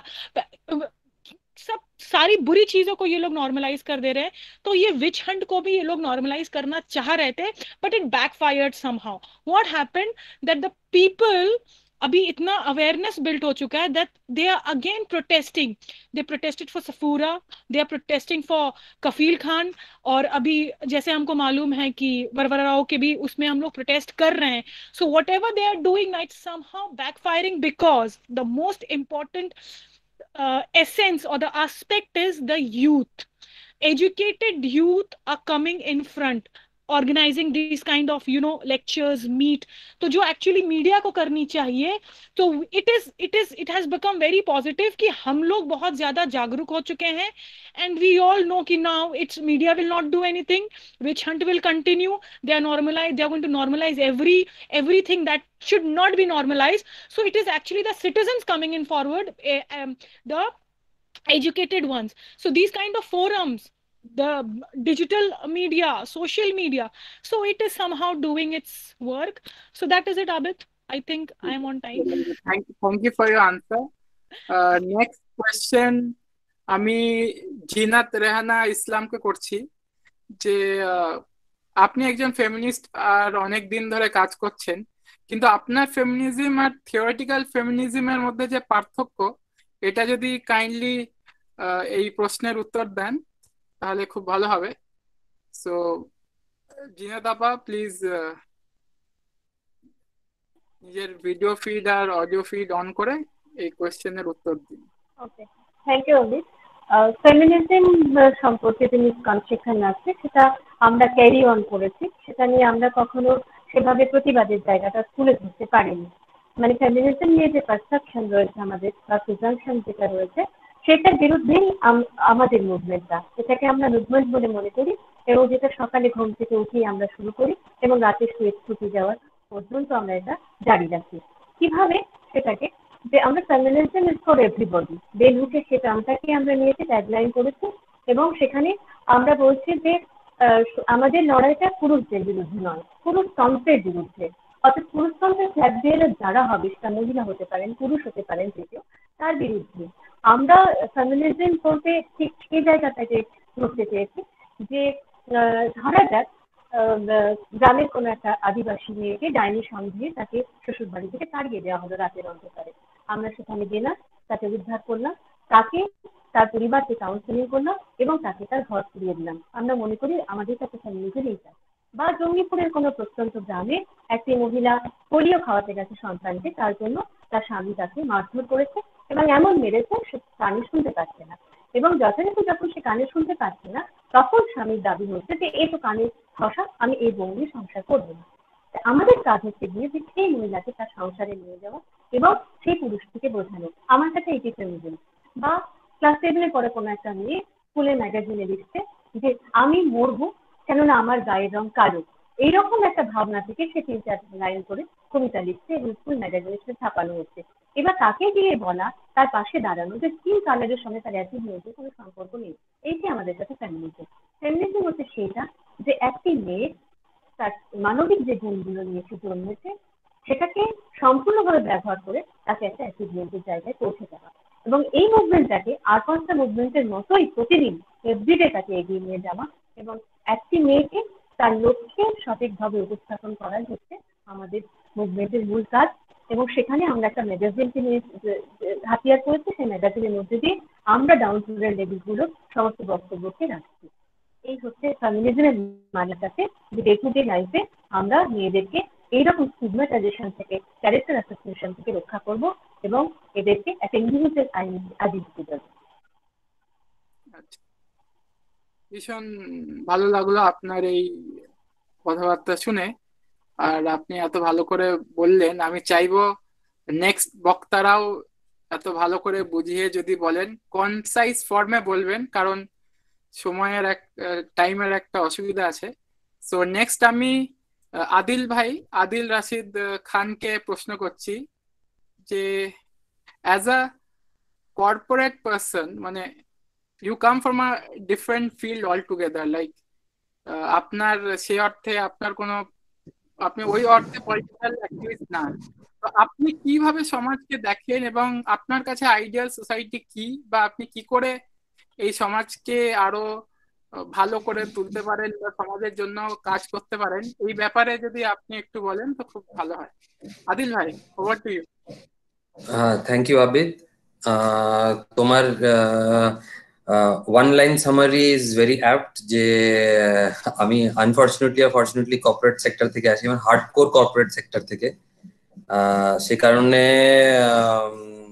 আমার reading of the society is little bit different. আর I mean, it is based on my religion, karon I am a fairly religious person myself. Or the way I see society and the world and life is what has been described in the heavenly books. তো কোরআন এবং হাদিসের নিরিখে আমার মনে হয়েছে যে ইকরামুন নাস কনসেপ্টটা is the most hard hitting concept of all. এখানে ইকরামুল মুসলিমিন কোথাও বলা নেই, এখানে ইকরামুন নাস বলা আছে। So it means taking care of the all creation basically. So I view society as an organization which has a very distinct structure. কারণ obviously আমি technical background থেকে আসি, তারপরে business নিয়ে পড়াশোনা, hence I'm a fairly process oriented person. তো what I see is এই সোসাইটির অপারেশনাল স্ট্রাকচারটাকে যদি একটু অপটিমাইজ করা যায় in different aspects, নসীন যেভাবে বললো, জিন্নাতবাজি যেরকম বললেন, শিমুলদা যেরকম বললেন, তো আমার কাছে এগুলো সবই operational optimisation of the overall societal structure. আর if I get into the core depth of it, we as learned individuals, as contributing individuals, আমাদের সবার তো নিজেদের একটা পার্টিকুলার ট্রেড অফ ওয়ার্ক আছে, যেখানে আমরা এক্সেল করি বা যেটাতে আমরা ভালো করে পার্টিসিপেট করতে চাই বা যেটা আমাদের ভালোবাসা, ভালো লাগা। তো সেই অ্যাসপেক্ট থেকে আমরা যদি অপটিমাইজেশনে পার্টিসিপেট করি ইন আওয়ার ওন ফরম্যাট, তাহলে কিন্তু একটা ওভারঅল অর্গানাইজেশনাল এফিসিয়েন্সি ইমপ্রুভমেন্টের একটা জায়গা আসে। ঠিক আছে, এবারে for me working in the social aspect, আমি যে অর্গানাইজেশনের সাথে কাজ করি, I try to bring in hardcore process oriented কি process improvement parameters, KPIs and structure, যাতে কি হয় কালকে আমরা যখন মরে যাব আমাদের কাজগুলো যাতে না মরতে পারে। সেজন্য স্ট্রাকচারালি নন পার্সন ওরিয়েন্টেড স্ট্রাকচারস তৈরি করা, so that the overall concept and the overall feeling is alive even when we are dead, which has been taught 1400 years back by our beloved Prophet sallallahu alaihi wasallam, যে একজন 60 বছর 66 বছরের পরে মরে যাওয়ার পরে 1400 বছর ধরে তার সিস্টেম চলছে, it will go on till eternity as what has been promised in our books. So this is the core of setting up an eternal system wherein the structure is more important than the person. And every organization does the same. Every organization relies on its hierarchy and structure. So, you know, I want to work, and I have worked in developing the structure and overall performance metrics of social work, যেটা আমি আমার সব organisation implement করি, যেটা আমি thankfully UN থেকে শিখেছি, and it's a brilliant way of making life easier for the social workers as well. And for me, if you ask me, the core of any civilization are the women. কারণ মানুষ মাত্রই জন্ম নয় মায়ের কোলে, মানুষের প্রথম মাদ্রাসা, প্রথম স্কুল, প্রথম পাঠশালা সেই মায়ের কোল। যেন মায়ের কোলটা সুস্থ, সুরক্ষিত এবং শিক্ষিত হতে পারলে আমার যে কোনো মানুষ পৃথিবীতে জন্মাবে এবং বড় হবে একটা খুব সুন্দর স্টার্টিং পয়েন্ট নিয়ে। তো সেজন্য core of any civilisation are the women. তো I have always worked on women's development. আমাদের Hriday foundation trust always does that. আমি বিলুপ্তর মাধ্যমে এখনো তাই করে চলেছি in different areas of rural skill development of women. And the exterior protection of any civilization is the environment in which the civilization exists. Not only environment considering social aspects, but the hardcore environment which involves গরু, বাছুর, ছাগল, ভেড়া, কাক, পক্ষী, গাছ, and so on and so forth. Incidentally আমফানের জন্য আমাদের এনভায়রনমেন্টের অসম্ভব ক্ষয়ক্ষতি হয়েছে। আমরা কিছু rehabilitation measures করতে পারছি। So for me, looking at the core of society and the exterior protective shell of society, this should be the way that we as intellectuals and educated human beings should look at the future, and all of us should be contributing, because alhamdulillah God has blessed us with some distinct features and qualities for all of us. Every creation has its own qualities and creatures. So সেটাকে ব্যবহার করে if we can exist as an optimized and a growing organization for me and society for everyone else, তাহলে I think we will be able to live a balanced life even after we are dead. So with this I would bring a close to my quotations. আচ্ছা, thank you for your understanding of the world. এরপরে আমি সিদ্ধাব্রতকে একটি প্রশ্ন করব যে সিদ্ধাব্রত, আমরা যখন বাঙালি জাতীয়তাবাদী বোঝাই বা বুঝি, তখন আমাদের মধ্যে একটা আলাদাই একটা ফাঁসিবাদী ভার্সন অফ রাজনীতি আমরা দেখি বা আমরা ভিশন করি, যেটা আমরা অ্যাসামিজ ন্যাশনালিজমকে দেখেছি কিভাবে ওটা ফাঁসিবাদী রাজনীতিতে পরিণত হয়েছে। ইনফ্যাক্ট হিন্দুত্বও একটা খুবই ফাঁসিবাদী ব্রাহ্মণবাদী রাজনীতি। তো সেইখানে তোমার ব্র্যান্ড অফ বাঙালি ন্যাশনালিজম অন্য ব্র্যান্ড অফ বাঙালি ন্যাশনালিজম থেকে আলাদা কি করে ও কেন, কাইন্ডলি যদি সংক্ষিপ্ত ভাবে যদি বলো তো খুব ভালো হয়। 2016-17-তে যখন 17-তে আমরা প্রথমবার দেখি যে রামনবমীর মিছিল হয় পশ্চিমবঙ্গে, অস্ত্র মিছিল হয়, এগুলো পশ্চিমবঙ্গের মাটিতে আমরা কখনো দেখিনি। সেখান থেকে খুব স্পষ্ট যে আমরা একটা উত্তর ভারতীয় আগ্রাসনের সামনে দাঁড়িয়ে আছি। এটাকে শুধু সাম্প্রদায়িকতার দিক দিয়ে দেখতে হবে না, এটা একটা উত্তর ভারতীয় আগ্রাসন যেখানে ভাষা, ধর্ম সবকিছুই যুক্ত আছে। এবং তারপরে আমি সেই সংগঠনের সাথে শুরু থেকে ছিলাম। আমরা তখন বাংলা পক্ষ নামে একটি সংগঠন তৈরি করি এবং আমাদের এটাই আইডিয়া ছিল যে বাংলার মাটিতে বাঙালির অধিকারকে রক্ষা করতে হবে, এবং তারপরে আমরা সেই নিয়ে একাধিক কাজ করেছি। এনআরসি মুভমেন্টটা আমি সামনে থেকেই প্রায় শুরু করি সেই সময়। এবার আরো অনেক কাজ হয়েছিল সেখানে, বাঙালিদের অধিকার, ব্যাংক থেকে শুরু করে রেল, অনেক জায়গাতে বাংলার অধিকার নিয়ে আসা। কিন্তু যেটা হয় সেটা হচ্ছে যে আমি সেই আন্দোলন করতে গিয়ে এই প্রবণতা প্রথম থেকেই আস্তে আস্তে লক্ষ্য করা শুরু করি যে সেটা একটা ফ্যাসিবাদ উগ্র চেহারা নেওয়া শুরু হয়। প্রথমে সেখানে বাঙালির কথা বলা হলেও, যদিও আমরা শুরুতে আমাদের যে দাবি সনদ, চার্টার অফ ডিমান্ডস ছিল, সেখানে আমরা সকলের কথা বলেছিলাম, কিন্তু আস্তে আস্তে সেই সকলটা আস্তে আস্তে এক্সক্লুডেড হতে শুরু করে এবং সেটা এক্সক্লুডেড হতে হতে এমন একটা পয়েন্টে চলে যায় সেখানে উচ্চবর্ণ হিন্দু বাঙালিদের কথাই শুধু বলা হয়, এবং সেইখানে আমার প্রচন্ড আপত্তি ছিল। এবং তারপরেই আমার সেই সংগঠনের সঙ্গে সম্পর্ক বিচ্ছেদ হয়, যে সংগঠন আমার হাতেই তৈরি, সেই সংগঠনের সংবিধান আমি লিখেছিলাম। তারপরে আমাদের জাতীয় বাংলা সম্মেলন আমরা তৈরি করি। আমার যেটা বেসিক ফিলোসফি ছিল যে বাংলার অধিকার রক্ষা করা অত্যন্ত গুরুত্বপূর্ণ এবং এটা প্রয়োজন, যেহেতু আমরা আগ্রাসনের সামনে দাঁড়িয়ে আছি। কিন্তু সেই অধিকার অর্জন যেন কোনোভাবেই কোনো ফ্যাসিবাদী চেহারা না নেয়, তাহলে পরে আমি অধিকার অর্জন করতে গিয়ে অধিকার আরো হারাবো। আমি অধিকার অর্জন করতে গিয়ে যদি হিন্দু ধর্মকে সব থেকে বেশি কালিমালিপ্ত কেউ করে থাকে, সেটা বিজেপি আরএসএস করেছে, ঠিক সেইভাবে যদি বাঙালির অধিকার অর্জন করতে গিয়ে আমি ফ্যাসিবাদী উচ্চবর্ণ হিন্দু বাঙালির একটা সংগঠনে পরিণত করি, তাহলে বাঙালির অধিকারটাকে কালিমালিপ্ত করবো আমি। তো তখন আমরা যখন জাতীয় বাংলা সম্মেলন তৈরি করার কথা ভাবি এবং তার কি নীতি আদর্শের উপর তৈরি হবে, তখন আমরা যেটা করি সেটা বাংলার সকল ভূমি সন্তানের অধিকার অর্জন, এবং সেখানে আমাদের এমফ্যাসিসটা থাকে নিপীড়িত মানুষের অধিকার অর্জন। আমার যে নিপীড়িত মানুষ, কারণ হচ্ছে ভাষা আগ্রাসন সবার আগে যাদের পেটে লাথি মারে সেটা হচ্ছে প্রান্তিক মানুষ।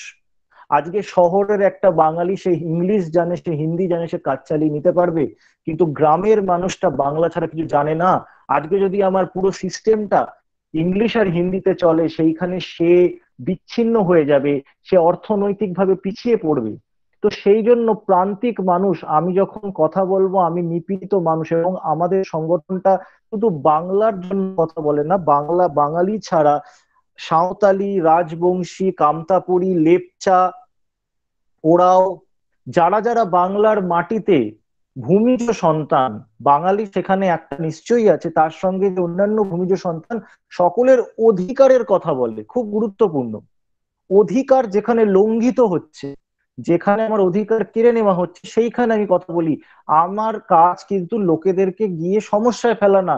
যদি রাষ্ট্র আমার অধিকার নিয়ে নেয় বা কেউ যদি সিস্টেম আমার অধিকার নিয়ে নেয়, সেইখানে শুধু অধিকারটার জন্য কথা বলি আমি। অধিকার ব্যথিত এই মাটিতে আমরা সবাই এক। যেহেতু বাংলার মাটি, বাঙালি যেহেতু সেখানে ভূমি সন্তান বা অন্যান্যরা যেহেতু এখানকার ভূমি সন্তান, আমরা অন্য কোথাও যেতে পারবো না।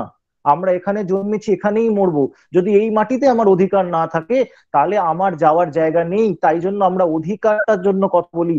কিন্তু বাড়িতে বসে কে হিন্দি গান শুনবে, কে কে কোন রেস্টুরেন্টে গিয়ে খাবে, কে কি জামা পরবে, সেইটা আমাদের মাথা ব্যথার কারণ নয়। সেটা ব্যক্তি স্বাধীনতা, সেখানে সে করবে। যদি আজকে আমার রাষ্ট্র আমাকে বলে যে আমি বাংলায় কাজ করতে পারবো না, আমাকে ইংরেজি না জানলে আমি সেখানে কোনো সুযোগ পাবো না, আমি আমি তাহলে পরে সেখানে প্রতিবাদ করব। এবং সেই প্রতিবাদ আমরা করে এসেছি। আমরা জাতীয় বাংলা সম্মেলন তৈরি করার পর থেকে আমরা 21শে ফেব্রুয়ারি আমরা একটা প্রোগ্রাম করি, ভাষা সম্মেলন। 21শে ফেব্রুয়ারি আন্তর্জাতিক মাতৃভাষা দিবসের দিন আমরা ভাষা সম্মেলন প্রোগ্রাম করি এরিয়াতে। সেইখানে আমাদের চিফ গেস্ট ছিল লেপচাদের বর্তমান বাংলায় সবচেয়ে বড় যে অর্গানাইজেশন, তার কালচারাল সেক্রেটারি। ভাষা সম্মেলন আমরা একটা বাঙালি জাতীয়তাবাদী সংগঠন হিসেবে পরিচিত হলেও আমাদের চিফ গেস্ট আমরা লেপচাদের নিয়ে এসেছিলাম, এবং তার সঙ্গে সাঁওতালি, কুড়মালি ভাষাভাষীর মানুষেরও রিপ্রেজেন্টেশন ওখানে ছিল। আমরা চেয়েছিলাম সকলকে আনতে, কিন্তু কোনো কারণে সেটা সম্ভব হয়নি। যাদেরকে পেরেছিলাম নিয়ে এসেছিলাম। এবং আগামী দিনে আমরা এই লাইনেই কাজ করতে চাই, যেখানে বাংলার সকল ভূমি সন্তানের অধিকারের কথা বলবো। কিছুদিন আগে আমি পিএসসি, পাবলিক সার্ভিস কমিশনে আমি ধর্নায় বসেছিলাম, কারণ সাঁওতালি ভাই বোনেদের এসসি এসটি যে অধিকার আমাদের সংবিধান দিয়েছে, সেই এসসি এসটি অধিকারের জায়গায় আমরা দেখছি বহিরাগত, পশ্চিমবঙ্গের বাইরের মানুষ যারা কোনোভাবেই সাঁওতালি নয়, শর্মা, আগারওয়াল, উচ্চ বর্ণ বহিরাগত, তারা তারা এসটি সার্টিফিকেট নিয়ে ঢুকে গেছে। আমরা তার বিরুদ্ধে আন্দোলন করেছিলাম। এইখানেই আমরা অন্যদের থেকে আলাদা। আমার মনে হয় না বাঙালি জাতীয়তাবাদী লাইনে কোনো সংগঠন বাঙালির বাইরে কোনো কিছু নিয়ে আন্দোলন করেছে। আমরা কিন্তু বাংলার সাথে সাথে অন্য সকল সংগঠনের জন্য করি। আমরা বীরভূমে ডেপুটেশন জমা দিয়েছি ব্যাংকে সাঁওতালি ভাষার জন্য। এরকম একাধিক। এবার এন্ড করে দাও সিদ্ধার্থ। এবার ধন্যবাদ। হ্যাঁ, অন্য কাউকে প্রশ্ন করতে হবে। তো আমি এবার আমাদের শমিরুল দাদাকে প্রশ্ন করছি যে, শমিরুল দাদা, অ্যাজ আ বেঙ্গলি মুসলিম, আমিও বেঙ্গলি মুসলিম, তুমিও বেঙ্গলি মুসলিম, আমাদের সামাজিক ন্যায়, আমাদের সোশ্যাল জাস্টিস, এই কোয়েশ্চেনটা আমরা আমাদের সোশ্যাল জাস্টিসটা পাবো কি করে? যদি খুব সংক্ষিপ্ত ফর্মে বলবে। হ্যাঁ, সংক্ষিপ্ত ফর্মে বলবো। আমি যেটা বলছি শোনো, শুধু মুসলিম হিসাবে নিজেকে আমরা কোনো ট্রিট, মানে বিশেষ করে আমি ট্রিট করিনি। যদি আমরা ভাবি আমরা মানুষ, এবং ধরো বেসিক্যালি যেটা দেখা যাচ্ছে, ধরো গ্রাম বাংলাতে সবের থেকে বেশি মুসলিম থাকে, তো সবসময় যেটা দেখা গেছে যে কলকাতা ডমিনেট করে পশ্চিমবঙ্গকে, সবসময় কলকাতা ডমিনেট করে। আজকে ধরো মানে কলকাতাতে সবকিছু হবে, যেমন ধরো আজকে নর্থ বেঙ্গলে ভালো হসপিটাল নেই, কিংবা গ্রামীণ যে ছোট ছোট ইন্ডাস্ট্রি বলো ওইগুলো তৈরি করা, তারপরে ধরো মানে গ্রামের প্রাথমিক স্বাস্থ্য কেন্দ্র বলো, সবার জন্য শিক্ষার অধিকার বলো। নর্মালি আমরা শিক্ষা, স্বাস্থ্য এবং কৃষিদের নিয়ে কোনো আন্দোলন নেই সেভাবে, যেখানে আমাদের টোটাল জিডিপির 60% হচ্ছে কৃষি থেকে আসে, কিন্তু সব থেকে বঞ্চিত ওরা। আজকে যদি আমরা গ্রামীণ শিল্প বলো কিংবা জেলা স্তরে ক্ষমতায়ন, ধরো আজকে ধরো যার যত পপুলেশন বেশি তার হাতে আজকে ধরো এসসি এসটিদের মধ্যে কিংবা মাইনরিটিদের মধ্যে লিডারশিপ কোথায় বলো? নেই কোথাও। সবকিছু ডমিনেট করছে কলকাতা কিংবা বিভিন্ন রিজন গুলো। কিন্তু আজকে ধরো যার যত পপুলেশন, ধরো যে কোনো জায়গাতে এসটি পপুলেশন বেশি, ওখানকার ছেলেগুলোকে কি আমরা লিডারশিপ দিতে পারি না? কিংবা যেখানে ধরো মাইনরিটি পপুলেশন বেশি, ওখানকে আমরা লিডারশিপ দিতে পারি না। আমরা চাইছি যে গ্রামগঞ্জের ছেলেদের হাতে ক্ষমতা দেওয়া হোক, মানে পলিটিক্যাল ক্ষমতা দেওয়া হোক। তো সেইভাবে আমরা লড়ছি, এবং সেখানে এই মাধ্যমে তোমাদেরকে একটা কথা বলতে চাই আমি বিশেষ করে, যে প্রবলেম অনেক, কিন্তু সলিউশন কোথায়? আজকে দেখো আমরা লড়ছি ফ্যাসিস্ট শক্তির এগেনস্টে, কিন্তু আমাদের মধ্যে কোঅর্ডিনেশন নেই। আজকে ধরো বেশ কাজ করছে ভালো, আমাদের মধ্যে অনেক লোকজন দেখা যাচ্ছে যে বেশের পেছনে আমরা রাখছি, তার জন্য আমাদের আরএসএস কিংবা অন্য ফ্যাসিস্ট দরকার নেই। ধরো বাংলা সংস্কৃতি মঞ্চ আমাদের তো সেরকম কিছুই নেই, কিন্তু আমরা তাও ফ্যাসিস্ট শক্তির এগেনস্টে আমাদের মতো করে লড়ার চেষ্টা করছি, কিংবা সিদ্ধার্থরা ধরো নিজের মতো করে লড়ার চেষ্টা করছে। কিংবা আমরা ধরো যারা ধরো ফ্যাসিস্ট শক্তির এগেনস্টে লড়ছি, তারাই কিন্তু যারা ধরো মানে এই অর্গানাইজেশন গুলো আছে তার এগেনস্টে কিন্তু আমরা সবাই পেছন কাটি দিচ্ছি। আমরা যতক্ষণ না সবাই মিলে কোঅর্ডিনেট না করতে পারবো, ধরো বেশ যেটা করছে তাকে সাপোর্ট করা, বাংলা সম্মেলন যেটা করছে তাকে সাপোর্ট করা, বিএসএম যেটা করছে তাকে সাপোর্ট করা, যদি কোঅর্ডিনেটেড গ্রুপ যদি আমরা না করতে পারি, তাহলে প্রবলেম তো প্রচুর আলোচনা হবে, এই প্রবলেম এই সলিউশন, এই প্রবলেম ওই সলিউশন, কিন্তু সলিউশন একটাই, অর্গানাইজ ফোর্স তৈরি করতে হবে নিজেদের মধ্যে এবং কোঅর্ডিনেশন গ্রুপ বানাতে হবে। কারণ যার এগেনস্টে আমরা লড়ছি তাদের শক্তি প্রচুর এবং আমাদের তার রেসপেক্টে 1% কিছু নেই আমাদের। ঠিক আছে আবিদ?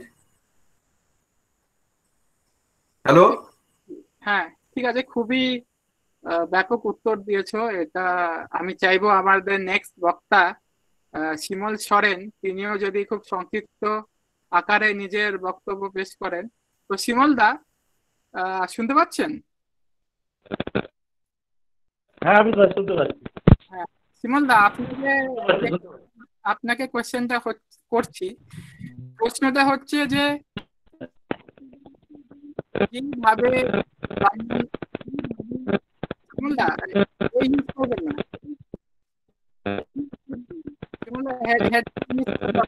আরেকবার প্রশ্নটা, আরেকবার প্রশ্ন। হেডফোনটা অফ করে দিন, হেডফোনটা ইউজ করে দিন।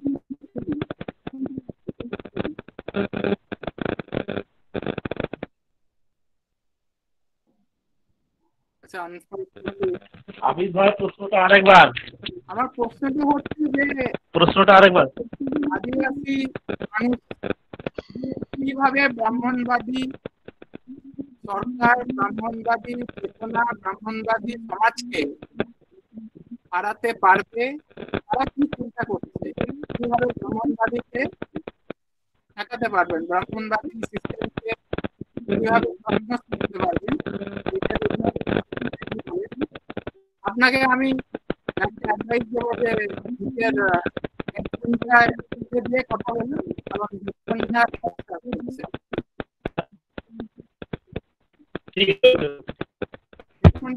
কথা বলুন।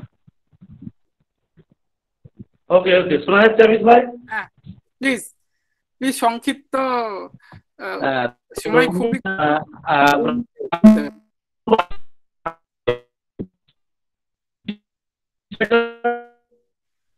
উত্তরবঙ্গের জানি আর পশ্চিমবঙ্গের অনেক পার্থক্য, অনেক ডিফারেন্স আছে। তার কারণ পশ্চিমবঙ্গের বাইরে ব্রাহ্মণ্যবাদ যেভাবে কাজ করে সেটা সরাসরি আমরা দেখছি নামে বিশেষত ব্যবহার করে ভালো ঘড়ি করে থাকে, তাহলে সরাসরিতে হত্যা করা, এটা কি? কিন্তু পশ্চিমবঙ্গের ব্রাহ্মণ্যবাদটা কিন্তু একটু অন্যভাবে বা আলাদা। এখানে সেই ফুটবল খেলার মতো একটি চোরাগোপ্তা ব্রাহ্মণ্যবাদ। তার কারণ এখানে দেখা যাচ্ছে লিডারশিপের কথা যদি বলা হয়, সেই লিডারশিপ ব্রাহ্মণ্যবাদীকে করেছে, কেবলমাত্র কলকাতা কন্ট্রোল করছে এমন নয়, ব্রাহ্মণ্যবাদ কন্ট্রোল করছে। এটা কিন্তু আজকে আপনি যতগুলো রাজনৈতিক দল দেখবেন তাদের। শিমল দা আপনার ভিডিওটা কাইন্ডলি অফ করুন, আপনার ভিডিওটা অফ করে দিয়ে কথা বলুন। হ্যাঁ বলুন এবার। আচ্ছা শোনা যাচ্ছে? ঠিক আছে, হ্যাঁ পারফেক্ট। তো আজকে যদি আমরা দেখি যে পশ্চিমবঙ্গটাকে কেবলমাত্র কলকাতা ডমিনেট করছে এমনটা নয়, তার সঙ্গে কিন্তু যুক্ত করতে হবে অবশ্যই ব্রাহ্মণ্যবাদ। এই ব্রাহ্মণ্যবাদ কিন্তু প্রত্যেকটা জায়গায়, কি আদিবাসী কি দলিত, প্রত্যেকটা জায়গায় কিন্তু ডমিনেট করছে। সে লিডারশিপ হতে বলুন, সে অর্থনৈতিকভাবে বলুন, সামাজিকভাবে। বিশেষত আজকের ব্রাহ্মণ্যবাদ তার যে সংস্কৃতি, সেই সংস্কৃতি আদিবাসী সম্প্রদায়ের মানুষ, দলিত সম্প্রদায়ের মানুষ, তাদের অভ্যন্তরে সেই সংস্কৃতিকে চাপিয়ে দেওয়ার একটা প্রচেষ্টা বা প্রয়াস কিন্তু আমরা বারবার দেখেছি। অর্থাৎ আদিবাসীদের যে নিজস্ব সংস্কৃতি, সেই সংস্কৃতিকে ধ্বংস করার প্রয়াস কিন্তু আমরা ব্রাহ্মণ্যবাদের মধ্যে দেখেছি। তাহলে সংস্কৃতিকে চাপিয়ে দেওয়া, এই সংস্কৃতিকে চাপিয়ে দেওয়ার যে প্রবণতা, এই প্রবণতাটা রুখতে হবে। তাহলে সেখান থেকে ব্রাহ্মণ্যবাদ পিছুপা হবে। শুধু তাই নয়, আমরা দেখেছি যে পশ্চিমবঙ্গে ব্রাহ্মণ্যবাদ কিন্তু চোরাগতভাবে কাজ করেছে এবং কাজ করে এসেছে আজ পর্যন্ত। যে এখানে বলে যে এখানে জাতীয় ভেদাভেদ নেই, জাতির ভেদাভেদ নেই, কিন্তু আমরা দেখতে পাই যে ব্রাহ্মণ্যবাদ সুকৌশলে সেই জাতির ভেদাভেদটা করে এসেছে বা করছে এখনো পর্যন্ত। এখানে দেখা যাবে যে আমরা বিশেষত দেখবেন ব্রাহ্মণ্যবাদ এখানে কিভাবে কাজ করছে, যে একজন ব্রাহ্মণ, তবে এখানে একটা কথা বলে রাখি, ব্রাহ্মণ আর ব্রাহ্মণ্যবাদ আলাদা, সেটা আমরা প্রত্যেকেই জানি। তো ব্রাহ্মণ একটা অনুষ্ঠান বাড়ি হচ্ছে, একটা বিয়ে বাড়ি হচ্ছে, সেখানে দেখা যাবে যে খাবার যে অনুষ্ঠান বা খাবার যে সিস্টেম, সেই খাবার পর যে পাতাটা পড়ে থাকে, সেই পাতাটা কোনো একজন দলিত কিংবা আদিবাসী মহিলা বা ওই পরিবারের বা ওই জাতির লোকেদের দিয়ে কিন্তু পরিষ্কার করানো হয়। কিন্তু দেখা যাবে যে কোনো একজন গরিব ব্রাহ্মণকে দিয়ে কোনোদিন কিন্তু সেটা পরিষ্কার করানো হয় না। তার কারণ কি? ব্রাহ্মণ গরিব হতে পারে, তার আত্মমর্যাদা, সম্মান সমস্ত কিছু আছে, কিন্তু একজন দলিত কেবলমাত্র শুধু গরিব এটা নয়, সে আদিবাসী দলিত, সে ওই কাজটা করতে পারে। তা সুতরাং এইভাবে কিন্তু ব্রাহ্মণ্যবাদ কিন্তু এখানে চলছে। আজকে কখনো কিন্তু আপনি দেখতে পাবেন না যে ওই পাতা পরিষ্কার করার জন্য একজন ব্রাহ্মণের পরিবার থেকে, একজন ব্রাহ্মণের ফ্যামিলি থেকে কোনো একজন মেম্বারকে ডেকে নিয়ে এসে ওগুলো পরিষ্কার করানো হয়। তাহলে এখানে কিন্তু সুকৌশলে কিন্তু ব্রাহ্মণ্যবাদটা চলে। আমরা যদি দেখি যে চুনি কোটালের অপরাধটা কি ছিল না, চুনি কোটালের অপরাধ ছিল সে একজন আদিবাসী সম্প্রদায়ের মানুষ, সে উচ্চশিক্ষার আগিনায় চলে এসেছিল, সে অ্যানথ্রোপোলজি নিয়ে পড়াশোনা করছিল, একটা আইকন হতে পারত, কিন্তু দেখা গেল সেখানেও কিন্তু ব্রাহ্মণ্যবাদ থাবা বসিয়ে দিল। সেই চুনি কোটালকে শেষ পর্যন্ত আত্মহত্যা হতে হয়েছে। আমরা আত্মহত্যা বলে মনে করি না, সেটাকে মার্ডার বলে মনে করি। তো তার যে ন্যায় বিচার, সেই ন্যায় বিচার কিন্তু চুনি কোটাল পায়নি। তো সুতরাং এইরকম ব্রাহ্মণ্যবাদ কিন্তু পশ্চিমবঙ্গে কাজ করছে। সেটা ভাষার দিক দিয়ে হতে পারে, সেটা সংস্কৃতির দিক দিয়ে হতে পারে, সেটা অর্থনৈতিক উপর ভিত্তি করে হতে পারে, প্রত্যেকটা উপর ভিত্তি করে। এবং শুধু তাই নয়, এবং এডুকেশনের ব্যাপারেও কিন্তু ব্রাহ্মণ্যবাদ সেটা কন্ট্রোলে রেখেছে। তো আমরা দেখছি এখান থেকে আস্তে আস্তে কিন্তু এই আদিবাসী, দলিত এবং মুসলিম সম্প্রদায়ের মানুষগুলো সেগুলো বোঝার চেষ্টা করছে এবং ব্রাহ্মণ্যবাদকে বর্জন করার একটা যে প্রচেষ্টা, সেটা তাদের মধ্যে দেখা যাচ্ছে। আজ আমরা যদি 2020 সালের যে মাধ্যমিক রেজাল্ট দেখি, সেটাও কিন্তু সেখানেও দেখতে পাবো যে বহু আদিবাসী মুখ দ্বারা 1 থেকে 10 র্যাঙ্ক বা ভালো রেজাল্ট এরকম কিন্তু আমরা দেখতে পাচ্ছি। অর্থাৎ আস্তে আস্তে যে ভাষার আগ্রাসন, সংস্কৃতির আগ্রাসন এবং অর্থনৈতিক যে আগ্রাসন ব্রাহ্মণ্যবাদের, সেই সমস্ত জায়গাগুলোতে কিন্তু আস্তে আস্তে এই দলিত, আদিবাসী, মুসলিম সম্প্রদায়ের মানুষগুলো সেগুলো বোঝার চেষ্টা করছে এবং সেটাকে বর্জন করার চেষ্টা করছে, সেটাকে প্রতিরোধ করার চেষ্টা করছে। এবং আমার বিশ্বাস আগামী দিনে দেখতে পাবো যে এগুলো সম্পূর্ণভাবে প্রতিরোধ করতে পারবে।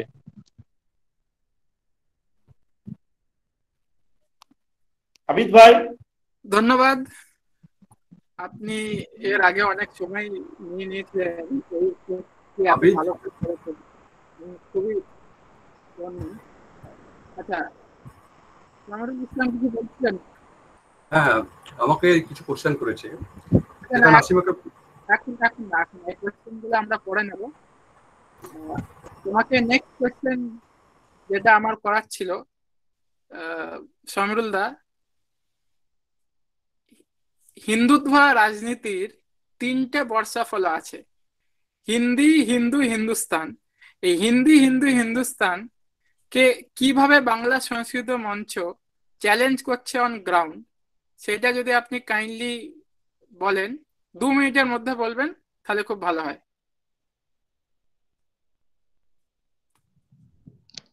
শ্যামল দা, আপনার অডিওটা অন করে নিন কাইন্ডলি। শোনা যাচ্ছে এবার? যেটা হচ্ছে বাংলা সংস্কৃতি মঞ্চ আপনার লং টার্ম কাজের পর যে ম্যানিফেস্টোটা বানানো হয়েছে, সেখানে আমরা যেটা একদম ফার্স্ট সেকেন্ড প্যারাটা আমরা বলেছি বৈচিত্র্যের মধ্যে ঐক্য, যেটা আমাদের যে বিভিন্ন সংস্কৃতি, ধরো আমরা হিন্দুস্তানের জন্য আমাদের আলাদা করে লড়াই করার দরকার নেই। আমাদের বাংলার যে সংস্কৃতি আছে, যেমন বাঙালিরা ধরো বাংলায় কথা বলছে, তাদের সংস্কৃতির জন্য লড়াই। আমি যেমন 3-4 দিন আগে একটা সাঁওতালি বেলতে গেছিলাম, সেখানে ওরা নিজেদেরকে হিন্দু বলে মানছে না, বলছে যে আমাদেরকে জনগণনা যদি হিন্দু বলে ডিমান্ড করা হয়, তাহলে আমরা গণ আন্দোলন করবো, সেখানে বাংলা সংস্কৃতি মঞ্চকে সাপোর্ট করতে হবে। আমি বললাম হ্যাঁ, সাপোর্ট করবো। চন্দন সরেন ছিল, ও মাঝি পরগনার এই রাজ্য কমিটিতে আছে, ওর সাথে কথা হলো। তারপর সেই দিনই আমি কোরা সম্প্রদায় বলে আর একটা সম্প্রদায় আছে, এসটি বিশেষ করে সাঁওতাল সম্প্রদায় একটা আছে, একটা কোরা সম্প্রদায় আছে, আরো আছে। তো কোরা সম্প্রদায়ে উনি যেমন 17খানা জেলা জুড়ে 45 বছর ধরে সংগঠন করছেন, ওনার বয়স এখন 70 বছর হয়ে যাবে।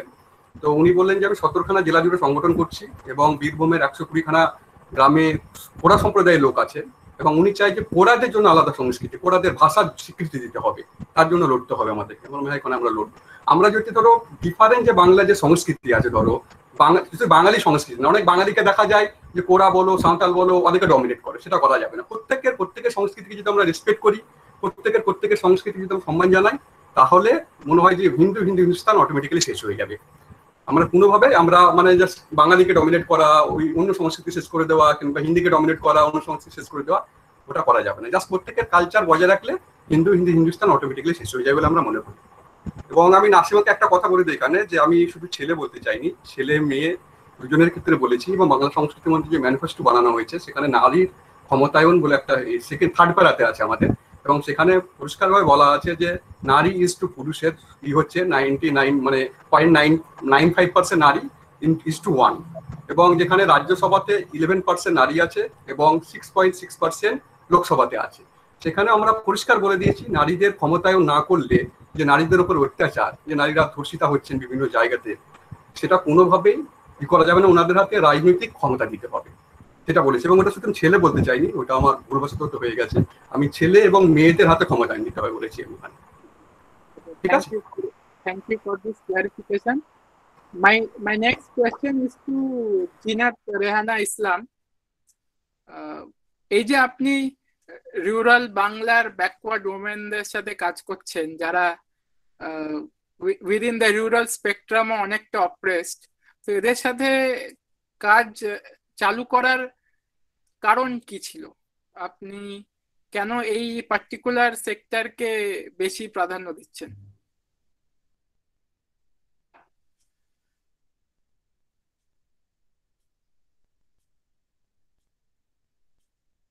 জিনাত রেহানা ইসলাম, আপনি আছেন? Can you hear me, Arvind? হ্যাঁ, আপনি প্লিজ।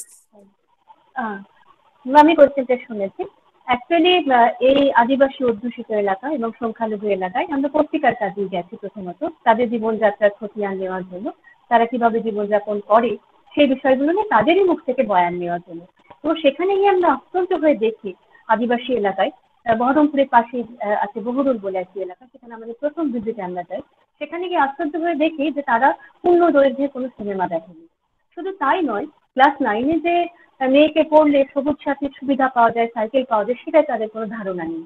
এবং তাদের মধ্যে এক্সচেঞ্জ সিস্টেমটা চলে, বিনিময় প্রথা, অর্থাৎ কারো বিয়েতে কেউ চাল দেয়, কারো বিয়েতে কারো গম রয়েছে বাড়িতে, সেরকম ভাবে। এটা দেখে আমি ভয়ানক আশ্চর্য হই। পাশাপাশি আবার জঙ্গিপুর এলাকায়, মুসলিম অধ্যুষিত এলাকায় যাই, সেখানে গিয়ে অবাক হয়ে দেখি যে এদের কাছে অদ্ভুত ভাবে social justice demand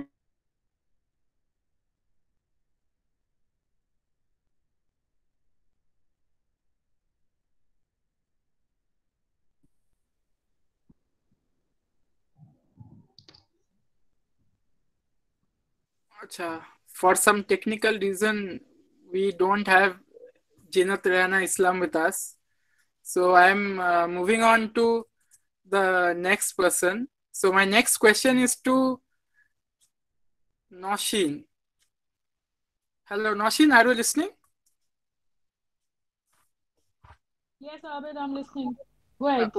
Okay, my next question to you is how, as a Kashmiri Muslim woman, how do you see the trampling of social justice in India?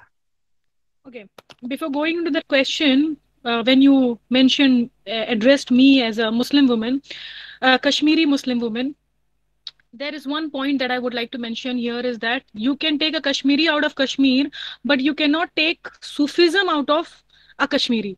So Sufism is the essence of Kashmir and it will stay there. Same is with Bengal. I used to consider myself as an outsider, but Bengali people, the Bengalis embraced me because I have been born and brought up in Bengal. So এখানকারও একটা traditional একটা Sufi culture যে আছে, I am not talking about pseudo Sufism, I am talking about the spiritual, the real Sufism, that's the connection between you and the almighty. এই কথাটা আমার মনে পড়লো আদিলদার কথা শোনার পর। এবার social justice, when you are spiritually clean, when you cleanse, when you do self introspection, then তোমার যে ব্যক্তিগত কথাটা আছে, ব্যক্তিগত প্রবলেমস গুলো আছে, সেখানে একটু বেশিরভাগ মিটে যাবে। এবার যে general social justice, I believe, again I would give the reference from Sufism only, because imposition नहीं होता था। सूफीज्म ना कोई किसी के ऊपर थोपता नहीं था, वो स्पिरिचुअल कनेक्शन होता था। तो any kind of imposition, be it political, be it social, এই যে সিদ্ধিপ্রদ দা যে এখন এসে বললেন না কে কি খাবে বা কি কে কি পোশাক পরবে, এই যে ইম্পোজ করে দেওয়া আমাদের উপর, ওইদের আমাদের থালির ভিতরে ঘরের ভিতরে দেখবে আমরা কি খাচ্ছি, কি পরছি, হিজাব পরছি, লুঙ্গি পরছি, টপি পরছি, ওইসব আমাদেরকে লেবেল করে দেওয়া। Social justice is when it will be attained when these kind of impositions, that outer imposition will be eradicated. This is my personal view. That's it, Abid. Okay, thank you for ending this answer in a very concise way. My next question is to Siddhabroto Das. যে সিদ্ধাব্রত, federalism যেভাবে ফেডারালিজমকে মারা হচ্ছে, federalism বলতে গেলে নন existent, COVID-19 এর পরে তো ফেডারালিজমের যা অবস্থা হয়েছে আমরা দেখতেই পাচ্ছি। ইভেন সিলেবাসের ক্ষেত্রে যেটা স্টেট সাবজেক্ট হওয়া উচিত সেটা সেন্ট্রাল যেভাবে এডুকেশন সেক্টরের বারোটা বাজাচ্ছে, এই সম্বন্ধে যদি খুব কনসাইসলি কিছু বলো তো খুব ভালো হয়, প্লিজ। আমাদেরকে ফিরে যেতে হবে ইন্ডিয়া, যখন আমাদের কনস্টিটিউশন তৈরি হচ্ছিল, India was suppose to be a loose confederacy, ঠিক আছে, বাট ইট ওয়াজ দি যে বিজনেস ক্লাস, যে তখনকার এক্সিস্টিং বিজনেস ক্লাস, তারা তখনকার রুলিং ক্লাসকে এটা বোঝায় যে লুজ কনফেডারেসি বা ফেডারেল স্ট্রাকচার যদি স্ট্রং হয় সেইখানে ব্যবসা করতে অসুবিধা হয়। অ্যান্ড এই যে ব্যাপারটা, এটা আজও প্রযোজ্য যে ফেডারেল স্ট্রাকচারকে স্ট্রং কখনোই রুলিং ক্লাস করতে চায় না ইন দিল্লি, কারণ they are funded by the corporates, এবং কর্পোরেটদের সবসময় ফেডারেল স্ট্রাকচার স্ট্রং হলে সমস্যা। তো তারা বাই হুক অর ক্রুক তারা চায় federalism, federal structure, rights of the স্টেটকে এরা ট্র্যাম্পল করতে চায়, এরা ধ্বংস করতে চায়, এরা চায়। এবার এই নিয়ে আমরা একাধিক ভাবে দেখি। রিসেন্টলি যদি আমরা ইউএপিএ, এনআইএ অ্যাক্ট গুলো দেখি, সেখানে পাওয়ার দেওয়া হয়েছে যে পাওয়ার গুলো law and order state subject, কিন্তু তা সত্ত্বেও আমি স্টেটের ভেতর ঢুকে আমি লোককে অ্যারেস্ট করতে পারি। এইগুলো কিন্তু এরকম একাধিক জিনিস 1975-এ যখন এমার্জেন্সি আসে তখন ফেডারেল এক ধাপ ধ্বংস করা হয়, যেখানে education was a state subject, সেটাকে কনকারেন্ট লিস্টে নিয়ে যাওয়া হয় এবং সিবিএসসি কে জোর দেওয়া হয়, এবং সিবিএসসির মাধ্যমে নর্থ ইন্ডিয়ান কালচার বা হিন্দুস্তান যে আইডিওলজি সেটাকে স্টেটে পুশ করা হয়। এবং এই জিনিসটা আজকে আমরা দেখছি প্রকট হয়ে গেছে, মানে ওইখানেই কিন্তু এই জিনিসটা তৈরি হচ্ছে। মানে এই নিট আমরা দেখি, নিটের মাধ্যমে আমাদের হেলথ কেয়ার সিস্টেম আগামী দিনে ধ্বংস করে দেওয়া হবে। আমরা যে আগে আমাদের রাজ্যের যে মেডিকেল এক্সামিনেশন হতো, মেডিকেল জয়েন্ট, সেটাকে তুলে দিয়ে নিট করে এখন আমরা দেখছি পশ্চিমবঙ্গের যে মেডিকেল কলেজ তার ক্যাম্পাসে গিয়ে দেখবো most of them are outsiders, এবং তারা আমাদের, এবং আমরা প্রতিদিন দেখি হসপিটালে একাধিক সমস্যা তৈরি হচ্ছে। এরা যখন পাশ করে বেরোবে কেউ পশ্চিমবঙ্গে থাকবে না, এটা তো নিজের রাজ্যে ফিরে যাবে। আমরা আমাদের স্টেট এক্সচেকার, আমাদের নিজেদের ট্যাক্সের টাকা দিয়ে আমরা মেডিকেল কলেজ চালাচ্ছি, যেখান থেকে ছেলেমেয়েরা পড়াশোনা করে অন্য রাজ্যে গিয়ে ট্রিটমেন্ট করবে। তাহলে টাকাটা আমাদের কোথায় গেল? একাধিকভাবে central government to language to various means, প্রতিদিন কিছুদিন আগে আমরা দেখেছি ইউজিসি কিভাবে আমাদের উপর চাপিয়ে দেওয়ার চেষ্টা করা হয়েছে। এবং এই কোভিড-19-এ মানে উইথ গার্ব অফ দিস ক্রাইসিস আমাদেরকে লিটারালি গান পয়েন্টে বলতে পারি, আমাদেরকে টেস্ট কিট দেওয়া হচ্ছে না, আমাদেরকে হুটহাট হ্যারাস করা হচ্ছে, আমাদেরকে যে সেন্ট্রাল গভর্নমেন্ট আমাদের যে ডিজাস্টার ম্যানেজমেন্ট অ্যাক্ট আছে, সে ডিজাস্টার ম্যানেজমেন্ট অ্যাক্ট বলে যে যখন ডিজাস্টার হবে necessary item central government is suppose to give them to the state. এবং মোস্ট প্রবলি 2 এপ্রিল একখানা সার্কুলার সেন্ট্রাল গভর্নমেন্ট স্টেট গভর্নমেন্টকে পাঠায়। সে সার্কুলারে লেখা আছে you should not buy ventilators and other necessary items, for this we will supply them to you. এবং তারপরে দ্য সাপ্লাই নেভার কেম। এবং এইভাবে ডিফারেন্ট মিনসে স্টেট গভর্নমেন্ট, যে স্টেট তাদের কথা শুনছে না, যে স্টেট তাদের এনডিএ বা তাদের এনডিএ অ্যালাইজদের মধ্যে নয়, সেই স্টেটকে হুক অর ক্রুক ওরা চেষ্টা করছে দমানোর এবং ফেডারেল স্ট্রাকচারকে ধ্বংস করার। That's it Abid. Okay, thank you for your answer. And my next question is to Adil ভাই। আদিল ভাই, আপনি এই জার্নি আপনি স্টার্ট করলেন কি করে, এবং আপনার আর অন্যান্য ডেভেলপমেন্টাল অ্যাক্টিভিস্টদের মধ্যে পার্থক্যটা কি? আদিল ভাই শুনতে পাচ্ছেন? হ্যাঁ আবিদ, শুনতে পাচ্ছিলাম, মিউটে ছিলাম। ওয়েল, পার্থক্য বলতে আইডিয়ালি স্পিকিং পার্থক্য কোনো কিছু নেই, বাট ইটস জাস্ট দ্যাট মানুষ হিসেবে কোনোই পার্থক্য নেই। all of us are the same, all of us are struggling against more or less the same enemy. তো সেন and মানে to be very honest, Amirullah যেটা বললো, if you don't fight shoulder to shoulder, then someone dies, either you die or else your fellow soldier dies. You know, shoulder to shoulder fighting is very important. কাঁধে কাঁধ ঠেকিয়ে লড়াইটা বেশি দরকারি। Sen I think all of us have been born equals and all of us are equals. সেজন্য আমরা নিজেদেরকে express করতে পারছি and we are dreaming of a equal world in our own paradigms. তবে আমার একটা there's a difference in how I look at things. Maybe আমার upbringing এর জন্য, or maybe because of the kind of things that I've seen in this world, literally and metaphorically. For me, the difference lies in how you look at developmental work. The difference lies in how you structure the developmental work. So, you know, for me, the work is the same. I mean, it's nothing different, but the way you look at it, the way I conceive and the way I see the future, the way I envision certain concepts, that is a little bit different. Because obviously, kichu difference na ante parle, there's absolutely no value to the human being that I am. I would ideally want to bring in a new value and a new way of looking things and doing things. So, you know, for example, like আমরা যখন বিলুপ্তর মাধ্যমে কাজ করি, we follow a very strict organizational process guideline. যে গাইডলাইনের বাইরে কেউ পড়ে না, আমি পড়ি না, ফাউন্ডিং মেম্বার্স পড়ে না, ডোনার্স পড়ে না, কেউ পড়ে না, ঠিক আছে? So, and we are an exceedingly documental and a process oriented organization. আমরা সুন্দরবনে we have worked with very large organizations like Sundarban Foundation themselves. Even they say ki baba tomader moton process orientation khub kom dekhechi, karon we may be a very small organization, amader hoyto mane our butterfly effect is very small and we contribute very less, kintu amra jetuku je 10,000 15,000 20,000 লোকের মধ্যে কাজ করতে পারি পেরে উঠেছি, তাদের মধ্যেই আমরা ছোট পরিধির মধ্যেই আমরা খুব স্ট্রাকচার ওরিয়েন্টেড কাজ করার চেষ্টা করেছি, যেটা has reaped us immense benefits. মানে একটা 5,500 লোকের ত্রাণ ওভারনাইট কনসিভ করে, লজিস্টিক্যাল নাইটমেয়ারস ওভারকাম করে, লকডাউনের মার্কেটে সবকিছু অ্যারেঞ্জ করা with a in-city manpower of 4 people is not a matter of joke. Alhamdulillah, we have been able to achieve that. So, Shenno, is the same work. মানে রিলিফের কাজ, আমি সারা পৃথিবীর রিলিফের কাজ লিটারালি দেখে নিজের চোখের সামনে, I was part of the entire planning structure and network. কিন্তু ওই একবার একটা স্ট্রাকচার ঢুকিয়ে দিলে না, গোটা জিনিসটা এত স্মুথ ফ্লোয়িং হয়ে যায়, তখন ওই পার্সন ডিপেন্ডেন্সটা হারিয়ে যাবে। তখন the structure will be so brilliantly in place that your vision will be an eternal vision.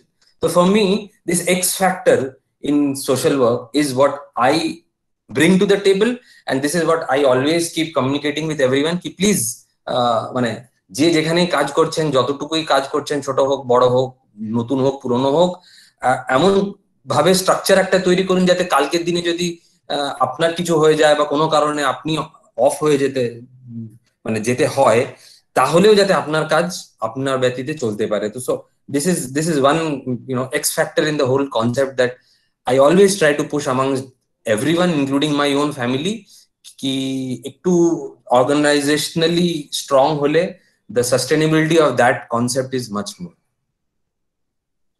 Thank you, Abid. I end my Okay, thank you for this beautiful answer. এরপরে আমি শিমুল দাকে একটা কোয়েশ্চেন জিজ্ঞেস করব। শিমুল দা, এই যে কোভিড-19 এর পরে যে লকডাউন শুরু হয়েছে এবং লকডাউনের সাথে সাথে আমফানের যে ইম্প্যাক্ট, এটা বহুজন সমাজকে কি করে ইম্প্যাক্ট করেছে, যদি খুব একটা লাইন কি দুটা লাইনে তাড়াতাড়ি যদি বলে দেন খুব ভালো হয়। 2 মিনিটের বেশি সময় দিতে পারবো না। আবিদ ভাই, শোনা যাচ্ছে? হ্যাঁ হ্যাঁ হ্যাঁ। তো এই কোভিড-19 বা করোনা ভাইরাস বা আমফান এর এই যে ক্ষতি, এই ক্ষতি যদি বেশি হয়ে থাকে সেটা অবশ্যই আমি বলবো বহুজন সমাজের ক্ষেত্রে অনেকটা ক্ষতি হয়েছে। কারণ মাইগ্রেন্ট লেবার যদি দেখা যায়, বহুজন সমাজ থেকে কিন্তু মাইগ্রেন্ট লেবারটা বেশি যায়, আদিবাসী, দলিত, মুসলিম এই সমস্ত। এই বিশেষত কোভিড-19 এর পরে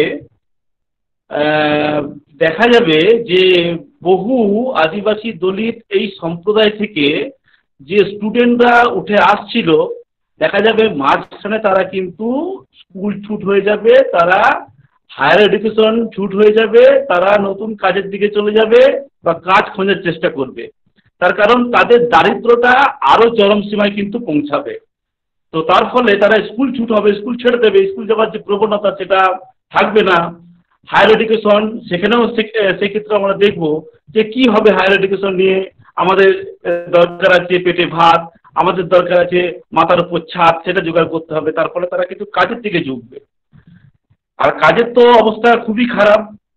হ্যাঁ, তো সেই পরিপ্রেক্ষিতে বলা যেতে পারে যে এই জায়গাটা, যে স্কুল ছুট যাতে না হয়, তারা যাতে হায়ার এডুকেশনে যেতে পারে, সেই দিকে কিন্তু একটু সচেতন থাকতে হবে, যাতে তাদের পাশে দাঁড়ানো যায় যে হায়ার এডুকেশন খুবই প্রয়োজন আছে।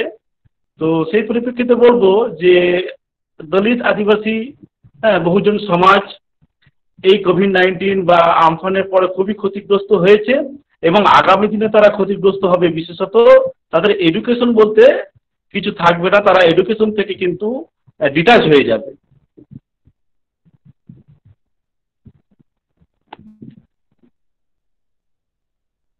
আবিদ, অডিও অন করে।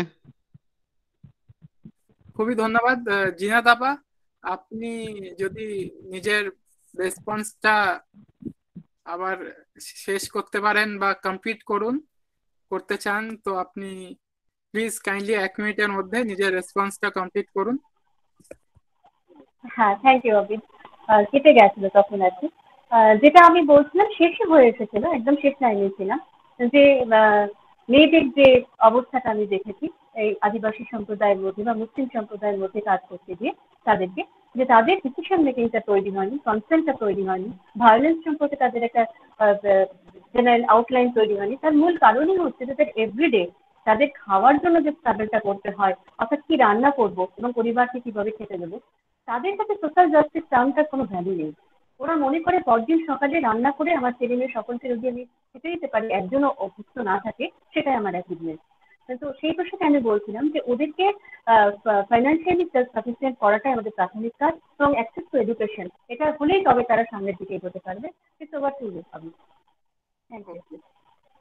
ওকে, সবাইকে অসংখ্য ধন্যবাদ আমাদের সাথে জয়েন করার জন্য। এরপরে আমরা কিছু কোয়েশ্চেন নেব। প্রত্যেক পার্টিসিপেন্টের জন্য একটা করে কোয়েশ্চেন নেওয়া হবে। তো কাইন্ডলি কমেন্ট বক্সে লিখুন কাকে কি প্রশ্ন করছেন, সেটাও লিখুন। Next 10 minutes will go into question session. কেউ যদি কোনো কোয়েশ্চেন করতে চান, কাইন্ডলি কোয়েশ্চেনটা চ্যাট বক্সে লিখুন। কার প্রতি করছেন? আবিদ, চ্যাট বক্সে কিছু কোশ্চেন আছে, একটু দেখে নাও। আচ্ছা,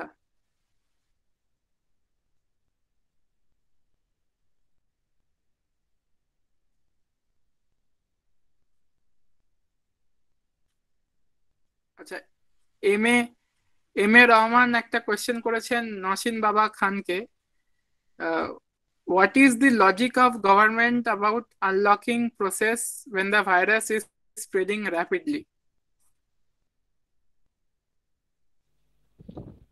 Okay, am I audible, Abid? Yeah. See, পুরো যে স্ট্র্যাটেজি আমি সেন্ট্রাল গভর্নমেন্ট নিয়েই কথা বলবো, बिकॉज नेशनल डिजास्टर मैनेजमेंट जे उनको जिस तरीके से उन लोगों ने टैकल किया है, so it has been failed. उनका जो 4 घंटे के अंदर नेशनल लॉकडाउन डिक्लेयर करना, इट वाज एकदम स्ट्रैटेजी था, उसके बाद खोलना। So basically they just wanted to put the blame on the people. Experiment भी किया हमारे साथ, एक्सपेरिमेंट ही तो है वो। I feel it's kind of experiment कि पहले लॉकडाउन किया, उसके बाद बीच में अनलॉक किया, फिर लॉक किया।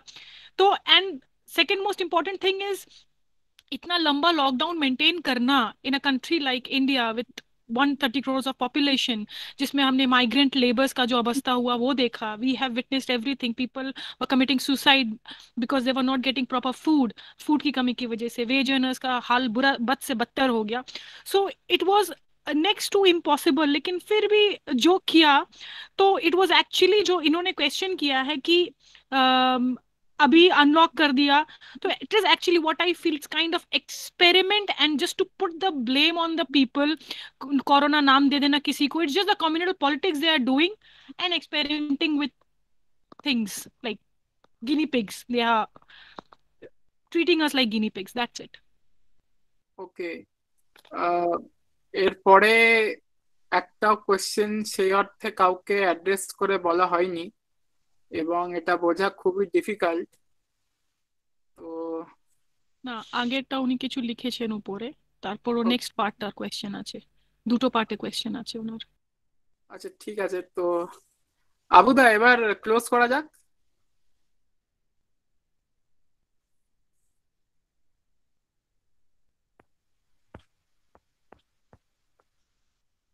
আচ্ছা সরি, সাইদুল ইসলাম একটা কোয়েশ্চেন করেছে নসীনকে, লকডাউনের পর কি আবার দেশব্যাপী শাহিনবাগ গড়ে ওঠার সম্ভাবনা আছে?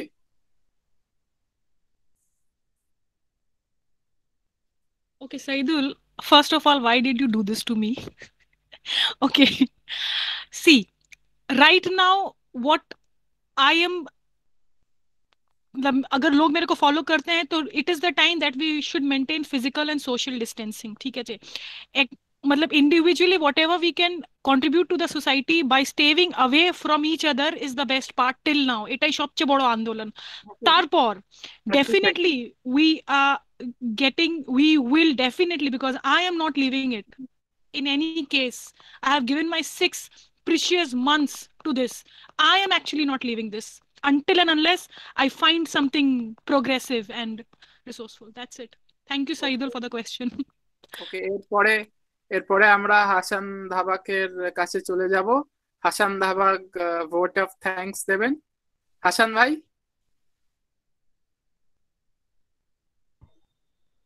Hello, good evening everybody. তো আজকের যে সেশন, আজকের যে লেকচার সিরিজ, বেসের এটা 12 নম্বর লেকচার সিরিজ। আজকের যে সেশনটা হলো খুবই ভালো। প্রত্যেক সম্মানীয় বক্তারা সমাজের বিভিন্ন বিষয়ের উপরে আলোকপাত করেছেন। প্রত্যেকেই সমাজের জন্য বিভিন্নভাবে নিঃস্বার্থভাবে কাজ করে যাচ্ছে। প্রত্যেকের প্রতি আমার আন্তরিক শুভকামনা রইল। এমনভাবে নিঃস্বার্থভাবে, সম্মিলিতভাবে এবং সাংগঠনিকভাবে কাজ করেই সমাজের জন্য বহু গঠনমূলক কাজ করে যাবে, এটাই আশা রাখি। আমি বেসের পক্ষ থেকে ধন্যবাদ জানাই জিনাত রেহানা খান, নওসিন বাবা খান, সিদ্ধব্রত দাস, সামিরুল ইসলাম, সিমন সারেন, আদিল রশিদ খানকে আমার বেসের পক্ষ থেকে অসংখ্য ধন্যবাদ। আমাদের আজকে আরো দুজন স্পিকার ফরিদুল ইসলাম এবং রুবাইকা তাহসিন কোনো টেকনিক্যাল কারণের জন্য আমাদের সঙ্গে জয়েন করতে পারেনি। আশা করছি ভবিষ্যতে তাদের মুখ থেকে মূল্যবান বক্তব্য আমরা শুনবো। আমি আরো ধন্যবাদ জানাই শেখ আবিদ হাসানকে এই সেশনটা মডারেট করার জন্য। আমি ধন্যবাদ জানাই বেসের জেনারেল সেক্রেটারি ডক্টর আবু সালেকে এবং আব্দুল মতিন সাহেবকে, প্রফেসর আব্দুল মতিন সাহেবকে, যেনারা এই প্রচেষ্টায় বেসের লেকচার সিরিজ চলছে এবং এর প্ল্যাটফর্মে এসে আমাদের এত সুন্দর লেকচার সিরিজ চালাতে পারছি। এবং সর্বশেষে আমি যারা অডিয়েন্স আছে অনেকক্ষণ ধরে ধৈর্য ধরে শুনছেন তাদেরকে অসংখ্য ধন্যবাদ জানাই। আগামীকাল পরশু আমাদের বেসের লেকচার সিরিজ আছে, আপনার জয়েন করবেন এবং শুনবেন। Thank you everybody. বেস এবং সকল মানুষকে নমস্কার। Thank you. Thank you. ভালো থেকো।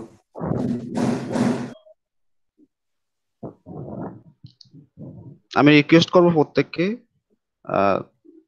এই সেশন ছেড়ে যাওয়ার জন্য।